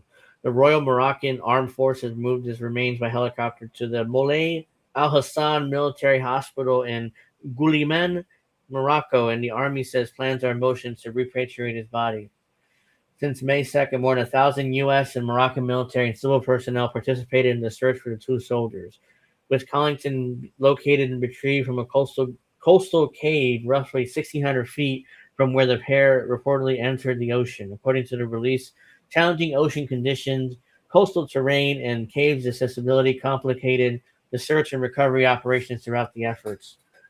I wonder how much effort the U.S. military actually put into find them, but that they're putting in the standard excuses, well, weather and ocean and wind and stuff like that, and we couldn't get to them in time. Wind blowing in my hair, messing up my face. Yeah, Collington was an outstanding soldier who unwavering enthusiasm and positive spirit uplifted every environment she entered. Captain Spencer Grider, commander of the Charlie Battalion 5-4 ADAR, said in a release. Her infectious energy, whether as office or in field among her peers, fosters connections and camaraderie, bringing people together through genuine worth and blah, blah, blah, and she'll be greatly missed. So soldiers were involved in African Lion 26, U.S. Africa Command's largest annual joint exercise, in which over 40 countries in this year spanned across Ghana, Morocco, Senegal, and Tunisia. The incident remains under investigation. So, if I had to speculate, she fell in. He jumped in after her because he liked her. They both unfortunately didn't make it, and the U.S. military didn't put much effort to looking for them. So they both ended up not making it. I hate to say I told you so. Because she's black, and I'm assuming this kid, Kendrick Lamont Key Jr., is also black. But let me see. Yep, he's also black. See, there he is. Yeah, Him there. Yeah, good looking kid. Yeah, they're both black, so I can basically not tell what happened here. The military didn't put much effort to looking for them. Again, not speculating They don't there. care. Yeah, But I'm that's pure surprised, and speculation I on my would part. not be But surprised if, I mean, if this woman had lived. It's very scary for women in the military because you could be, SA'd, yeah, and no one gives a fuck. They just let them SA you. They don't yeah, care. that's the thing. That's the thing, and even during the Democratic administrations in my lifetime, they don't put much effort into investigating assaults of women in the military. So they put especially now under Trump. Forget it. I mean, didn't they also murder Seth Rich? If that's his name, isn't that his what are you name? talking about? Seth. Yeah, the reporter Seth Rich, Jimmy Yeah. Dore talked about this. Yeah. Oh, right, yeah. Yeah, because he supposedly had damning evidence against rich people, and so they offed him. Despite That's his what last happens name, when you fight against the despite rich. his last name being Rich. well, he wasn't rich, right? He was I fighting know, against I the know. rich. Yeah, I've heard this story before. I've heard this bedtime story before. No, Jimmy Dore talked about this, and yeah, it's because he had damning evidence against rich people, and this is what happens when you fight against the rich. They will off you. Mm-hmm. Yeah. And they said they didn't. The FBI said there was no laptop. Yeah, there was a laptop, and they say they have it. Yeah. So which is it? They can't even You mean keep their lives straight. Hunter Biden's laptop? No, it's not the one. No. Oh, here we go. This is the That's one. Seth Rich's laptop. I know. Yeah. So whoops. The U.S. is planning to indict Cuba's Raúl Castro. The U.S. DOJ official said. So Why, for being Cuban?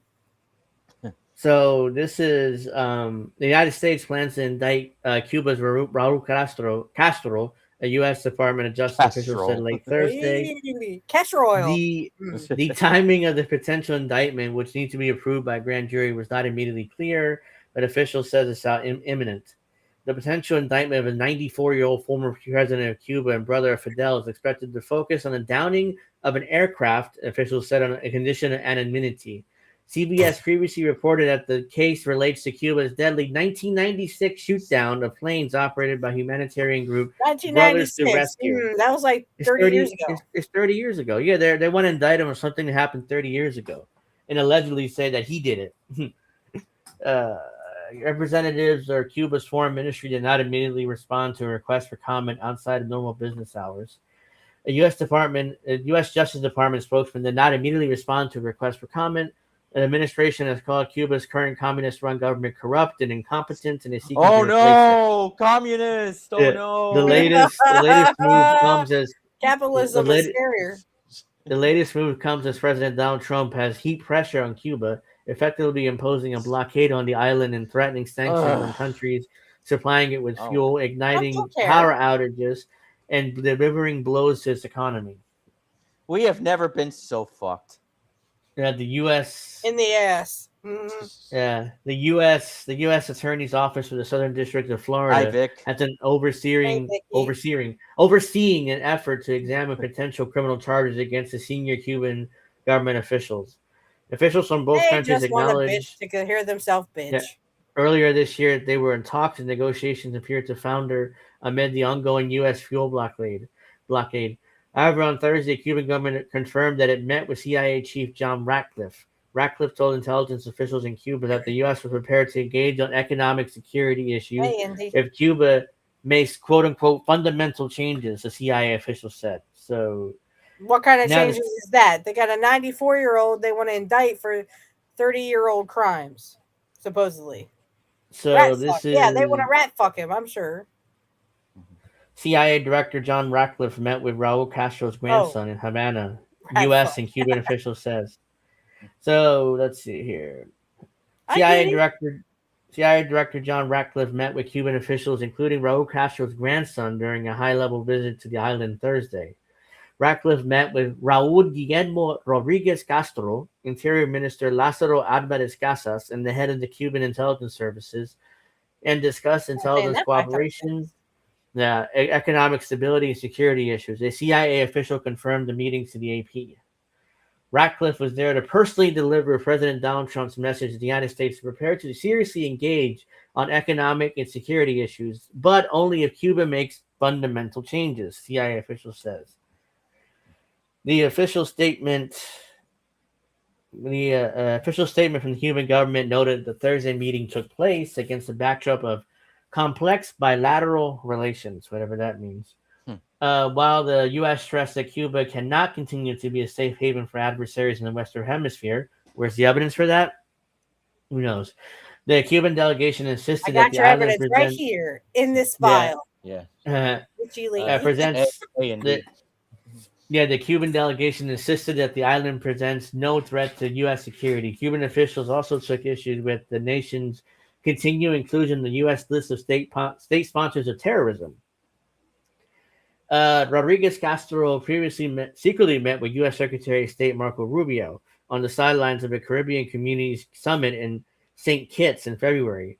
While he's never occupied a government post, he has served as his grandfather's bodyguard and later as head of Cuba's equivalent of the Secret Service. U.S. and Cuban officials also met earlier this year in Cuba.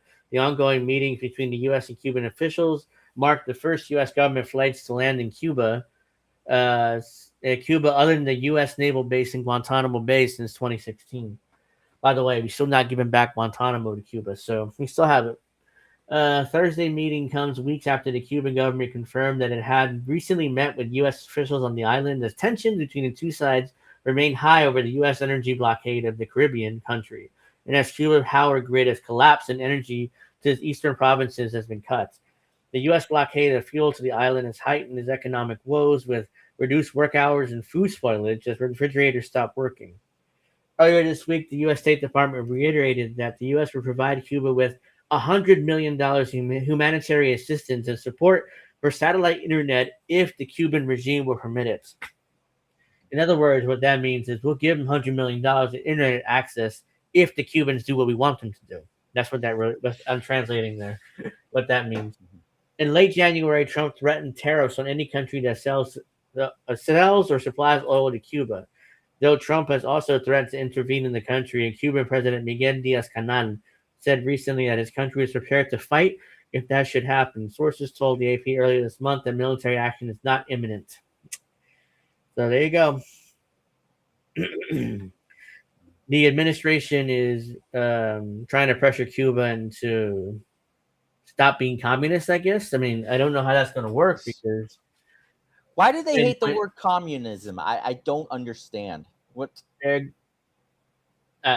Because they were told to. Because again, they don't want communism or socialism to succeed. They don't want poor people to have money. So communism bad, even though you don't know what the fuck it really means. Yeah. Remember that video we played of Jimmy Dore mocking the conservatives of that they don't know communism. I mean, nobody knows what really communism is. The Red Scare, What do you think the Red Scare was about? They didn't want poor people to find out what communism really was. Yeah. Which just means it's just like when the liberals did, the Russiagate stuff. Now it's the conservatives doing the socialism or the communism stuff. It's unbelievable. Yeah. That's right, bad cookies. It has been. Yeah. Do you remember those old chants? Better dead than red? Yeah. I'd rather be dead from communism or capitalism than actually understand communism is actually just means public owned. It just means public owned. Instead of a private company. They don't apparently they can't say the word capitalism. No, because they keep saying communism, which is the exact opposite of what communism actually is. Yeah. So I did go to school. I went to a proper school. I argue I've argued multiple times that JFK was the last real president the United States has had. After his death, it's like the CIA took control, and every president after Kennedy has been a puppet one way or another. Especially these presidents these days, Obama, Biden. Biden can barely function. Trump is like a complete and utter fool too. So it's like he's a former game show host, for God's sake. So of course he's going to be completely, so. And oh my Yeah, God, I mean- if Gavin Newsom becomes the next president, oh my fucking God. And remember, Trump doesn't talk when the rich are taking water, when they're drinking water. You don't only do stunts, but No, I mean, like, look for the hand up the ass. They're the puppeteers. I thought you were talking about Obama with. Well, I'm talking about them all. Well, yeah. Fuck, they're doing. That's right. Now he doesn't know what the fuck he's doing. None of them do. They're all fucking pedophiles, just pedophiling. Pedophile's going to pedophile. Mm-hmm. It's too much. It's ridiculous. I expect them to go. It's a hard knock life for the rich. Don't forget what a mess Michael Tracy's turned into with the Epstein. Oh my God, that dude don't know if it's left, right, upside down. He just takes the dick right in the ass. He don't care. He likes to suck that dick. Come on, Kieran. Where's my counter? Yeah. Oh, speaking of that, Angel, I'm sure you saw that short video of one of the games that the Giants beat against the Dodgers. They did that humping celebration. Oh They were God, humping each other? Yeah, it was one of their celebrations. It was okay. Oh, so we got. I forgot about. I wanted. Anybody to do know this the story Philly real Pittsburgh quick. score? I can look it up No. right now. Thank you. Anyways, I hope we Pittsburgh's beating the shit out of them. We got senators trying to introduce a ban on lawmakers becoming lobbyists. Pirates are beating them 8-5 right now in the bottom of the Whoop whoop!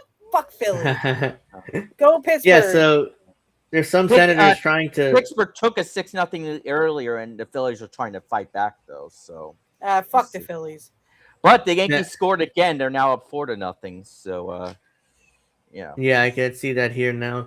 Let's see. So there's some senators trying to ban lawmakers on becoming lobbyists. This is never going to pass, but I found this kind of. Yeah, and then when it doesn't pass, they'll be like, okay, that's fine. Yeah, Congress members will be permanently banned from becoming lobbyists after they leave office under a new bipartisan bill. The legislation would not only ban senators and U.S. House members from becoming Maven registered is on an lobbyists. ice cream bar, really, Indy? Maven, What? who's Maven? Maven, the wrestler, Maven. Remember? Oh, that Maven. Yeah. Yeah, but would also Wait, prevent Maven's them on from an being. ice cream bar? How the fuck does that? Wait, he's not Hulk Hogan. He's not the Jake the Snake or whoever the fuck was on ice cream bars back in the 80s. What the fuck are you talking about, Indy? Did I miss something? Wait, Legislation- time out. Go backwards. What are you talking about? The legislation would not only ban U.S. senators and becoming lobbyists, but also prevent them from becoming compensated for trying to influence lawmakers and staff on behalf of companies or groups. Oh my Closing a loophole will allow blah, blah, blah, lawmakers to be lobbied without becoming lobbyists. The efforts from Senators Rick Scott and Elizabeth Warren come to Rick Scott, isn't that like a what they used to call him? Baltimore. Like, wasn't he the one who has that snake? Israel a snake flag with in a his body or office? something? I think so, but I call him Baltimore. It looks like Baltimore with that bald All right, yeah, head Baltimore, and- that works. Yeah. What the fuck? How have we gone from 2026 to literally ice cream cones of the 80s? What the fuck is this? Is this the 80s? Well, remember really a bad portion of it? Back when CM Punk was in WWE like 10 or 15 years ago, he was talking about the ice cream bars or whatever it is. Angel knows what I'm Dude, talking I about. hate those damn ice cream bars. The original run. Because they didn't have Mr. Perfect. Fuck that shit. Discriminatory. I'm sorry. Go ahead. Okay, Angel. hold on. Here we go. This is Oh, what so Indy just I sent just me. want to. Oh yeah. Oh, come This is what on. Are Indy you just fucking sent me. kidding me right now? Yeah, he just saw this, I guess. Yeah, I didn't know about this. Oh, he said before GTA 6. Oh my god. Yeah, he did the before GTA 6 meme. He wasn't even a good wrestler. What is he doing? Exactly. They put him on an ice cream bar, but not Mr. Perfect. I call discriminatory. Only thing he's known for was when he eliminated the Undertaker at the Royal Rumble in his rookie And the year. fact that he told a good rib story about Kurt Hennig. That was actually genius on Kurt. By the way, Indy, for next Sunday, you're gonna watch the Indy 500 and the Coke 600 that day. I keep getting NASCAR fucking commercials. Hey, go watch Dover. Bitch, I've been in Dover so many fucking times, it ain't fucking funny. Well, NASCAR, they've recently been doing side-by-side commercials. They're showing the commercials and the race at the same time. So, oh, that's the worst. WWE started doing that. Soon? Doesn't NASCAR start soon? Sorry, what? Doesn't NASCAR start soon? What are you talking about? This season's been going on. It started in February. I don't know. I keep getting this shit for Dover. I'm like, I thought Dover was weeks ago. No, that was Daytona 500. They did the first race back in February. Yeah, I don't follow racing, but that started a while ago this season. So that's why I was like, let's see. All-Star in Dover. Well, like I said, I've been to the Dover Downs more times than I care to count. Yeah. But anyways, Indy, you're gonna watch those two races next Dover Sunday? is this weekend. That's why I've been getting commercials about it. Yeah. Yeah, it's this weekend. So the law is not going to become a law. I'd rather go to Rehoboth Beach. That's my, my stopping ground. Yeah, so they're just never going to pass. Like, what the hell? What are we talking about here? Even like, I can't believe I'm sorry. We should be talking about this shit. It's fine. I mean, it's a small article anyway. They just wanted to they introduced a ban to ban lawmakers from becoming lobbyists, which is never going to pass because what the hell is a revolving door? What are they talking about? They love that revolving door. What do they have to be with Rehoboth? I just like Rehoboth. Also, tomorrow is that Ronda Rousey fight. She's coming back to boxing. MMA after like 20 years, whatever the last time her fight was. Yeah. I think she fought like 10 years ago. Her run in WWE was a disaster. I just want to be out of the beach. Yeah, who was that female fighter who ruined her? I forgot her name again. Holly Holm? Holly Holm or Amanda Nunes? Holly Holmes or whatever her name is. Holly, she's the first one to beat her. Yeah, knocked her out with that brutal head kick. Downs is what it's called, Bad Cookies. Yeah. I had a friend living there that we ate. And then she cried. So I also this is why I've gone to Dewey Beach and Bethany Beach, but I like Rehoboth better. Yeah, this is why I can't stand Ronda Rousey. She got beat by Holly Holm, then took over a year off crying and whining to everybody. Yeah. Crying and whining to everybody. Oh, I lost my will to live. And, she's like, really? And then she came back. She wasn't very good on the mic either. No, her WWE run was terrible. But then she went to she fought Amanda Nunes and got her ass kicked by her even worse. And then now she went to WWE, had a terrible run. Indy. I've been to Dover International Speedway more times than I care to count. All right. Yeah. My mom loved Jeff Gordon. That was her man. And then her boyfriend liked Terry Labonte. Yeah. And my driver, William Byron, drives the 24 right now. So. Yeah. Yeah, that's right. Jeff Gordon, he retired, right? Years ago. Are we doing? I assume before we go, we're doing pro wrestling talk tomorrow, right? I mean, yes, because I have a lot to fucking say. Okay, yeah. So we're definitely doing it. I don't know if I'm going to be on. Like Tony Stewart. So I'll be on at 9 Eastern tomorrow. I hated Rusty Wallace. I hated most of NASCAR, but I really didn't have a favorite. Oh no! What about Rousey was the Chris Hennig of women's MMA? Who is Chris Hennig? I don't know, what? but there is no Chris Hennig. What the hell are you talking about? I think he meant to put. Yeah, he meant to put Kurt. Okay. What the fuck? Like what? And by the way, Mr. Perfect was perfect. Bad Cookies. I will see you at Dover Downs. No, I'm kidding. I'll see you at Dover. Bad Cookies, you and I are gonna have a wrestling match. Angel, you said we were gonna do a baseball episode this Sunday, right? Oh yeah, we were. Yeah, I mean, I intend to, unless you can do it, right? Because I should be able to. Yeah. I thought he meant Amy at first. I thought he was going to say Amy No, had no, it. I was because going to say, oh, those are fighting words.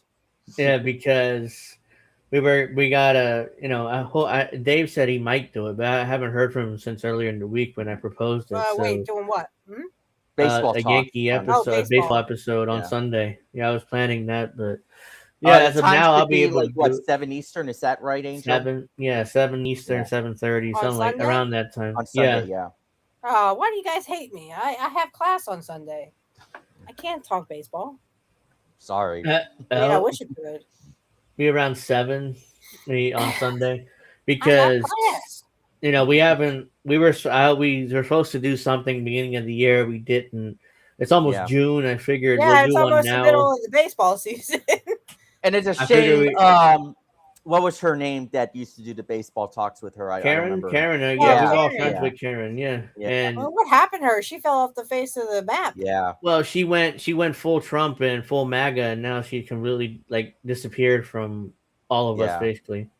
The last time I heard from her was like when the wildfire in New Jersey happened last year, and then she said, "Are you okay?" I was like, "Yeah, I'm good." It's like, "Oh," and I haven't heard from her since. I don't know whether she blocked me or what, but I forgot about her until you mentioned She's her. a Red Sox fan, but we still had great conversations with her about baseball. So Oh yeah, no doubt. That's why. Yeah, unfortunately, Red Sox.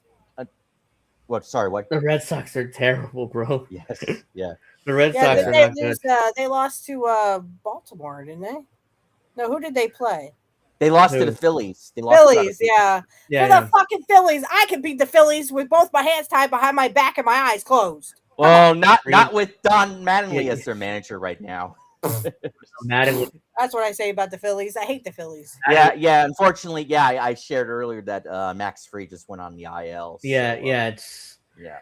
Well, it's not that bad because Garrett Cole is But also, back or coming what back. pisses me off right now is that, as Frank Fleming would say, the Rays never lose. No. Indy, I don't like the Phillies because I don't like Philadelphia. So I don't like the Flyers. I don't like the Phillies. I don't like the Eagles. And the Knicks swept the 76ers. Oh God, yeah, that was one of the most embarrassing series I've ever even watched. And I'm a Knicks fan, it's like I don't know. My dad likes the Phillies and Pittsburgh and Baltimore, so he likes kind of like all three. And he's like, "Oh, the Phillies fucking suck." Donnie, ever since looks like Donnie Baseball is a good manager. It's like he took over the Phillies and they're winning again. It's like, what the hell? No, but then they were losing there too. They were letting people come back on them. But that's because Rob Thompson wasn't doing very good to start the season. He got fired, and then Mattingly took over for him. Yeah, I'm waiting for Harper to winning. show up. You know, that fucking Harper that used to be so good on the Washington Senators. No, right? Nationals. Nationals, sorry. And they won a championship without him. Senators are minor league. Yeah, and they won a championship without him, by the way. Yeah, the Washington after he left and signed that. Yeah, but now he's done fucking nothing in Philly. He was No. He's done so much for Philly. He's done a whole lot for Philly. So yeah, he's been name one.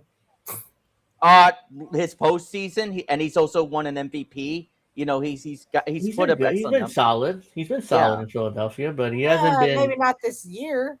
I haven't seen. He's not. No, he's been great this year so far. He's not Aaron Judge, but he's solid. You know, he's a solid player. Yeah, I haven't seen dick out of him. Every time he gets up, you haven't seen him. That's why you don't know. Mattingly was a good I manager have been in watching LA the too. games. Yeah. The last couple of games, that's he's gotten up and struck out. That's why you think I'm I would love. I would love to see I'm Mattingly. I would love to see Mattingly take over as Yankees manager. That's my ideal situation, but of course, Brian Cashman's in love with Aaron Boone for some reason. So it might be Brad Ausmus possibly. Yeah, that's what I'm thinking. They're gonna. My dad also likes Texas and the Angels. No offense, Angel. The Texas. So he likes both Texas Rangers and the Anaheim Angels. Yeah, Texas Rangers are all right. I was gonna say California Angels. Like, wait, you know who ain't doing shit this year is the Twins. The poor Twins. I feel so sorry for them. I love you, Twins. It's okay. We got next season. And also, Angel, hopefully the GTA 6 trailer 3 will finally come out this Tuesday. We've waited this long. Yeah, don't hold your breath. If that trailer comes, okay, Indy, that sounds good. If that trailer comes out, we'll do an episode for sure because I want to make sure the game is coming out first and not waste my time. Like, oh, yeah, it's delayed another year. Like I said, don't hold your breath. You'll turn blue. Like, I want to make sure that trailer comes out first, and then we can come back and discuss it. Oh, it's coming out in November or whatever it's supposed to be. So it's like, yeah. So I'm going to be wrapping up now because my my stuff is dying here, and my computer is like pretty overheated. Come on, we're so- having such a great time. Oh, I know, but I we'll haven't do said baseball. suck a dick enough times. Suck a dick. For you men out there, I got that reference, Indy. Don't hold your breath. Geraldo Rivera and Al Capone's vault. Yeah, I'm old enough to remember that. That was like a I total said, dud. I haven't said a suck a dick enough. So everybody out there, suck a dick, and for you men, eat a pussy. Yeah, so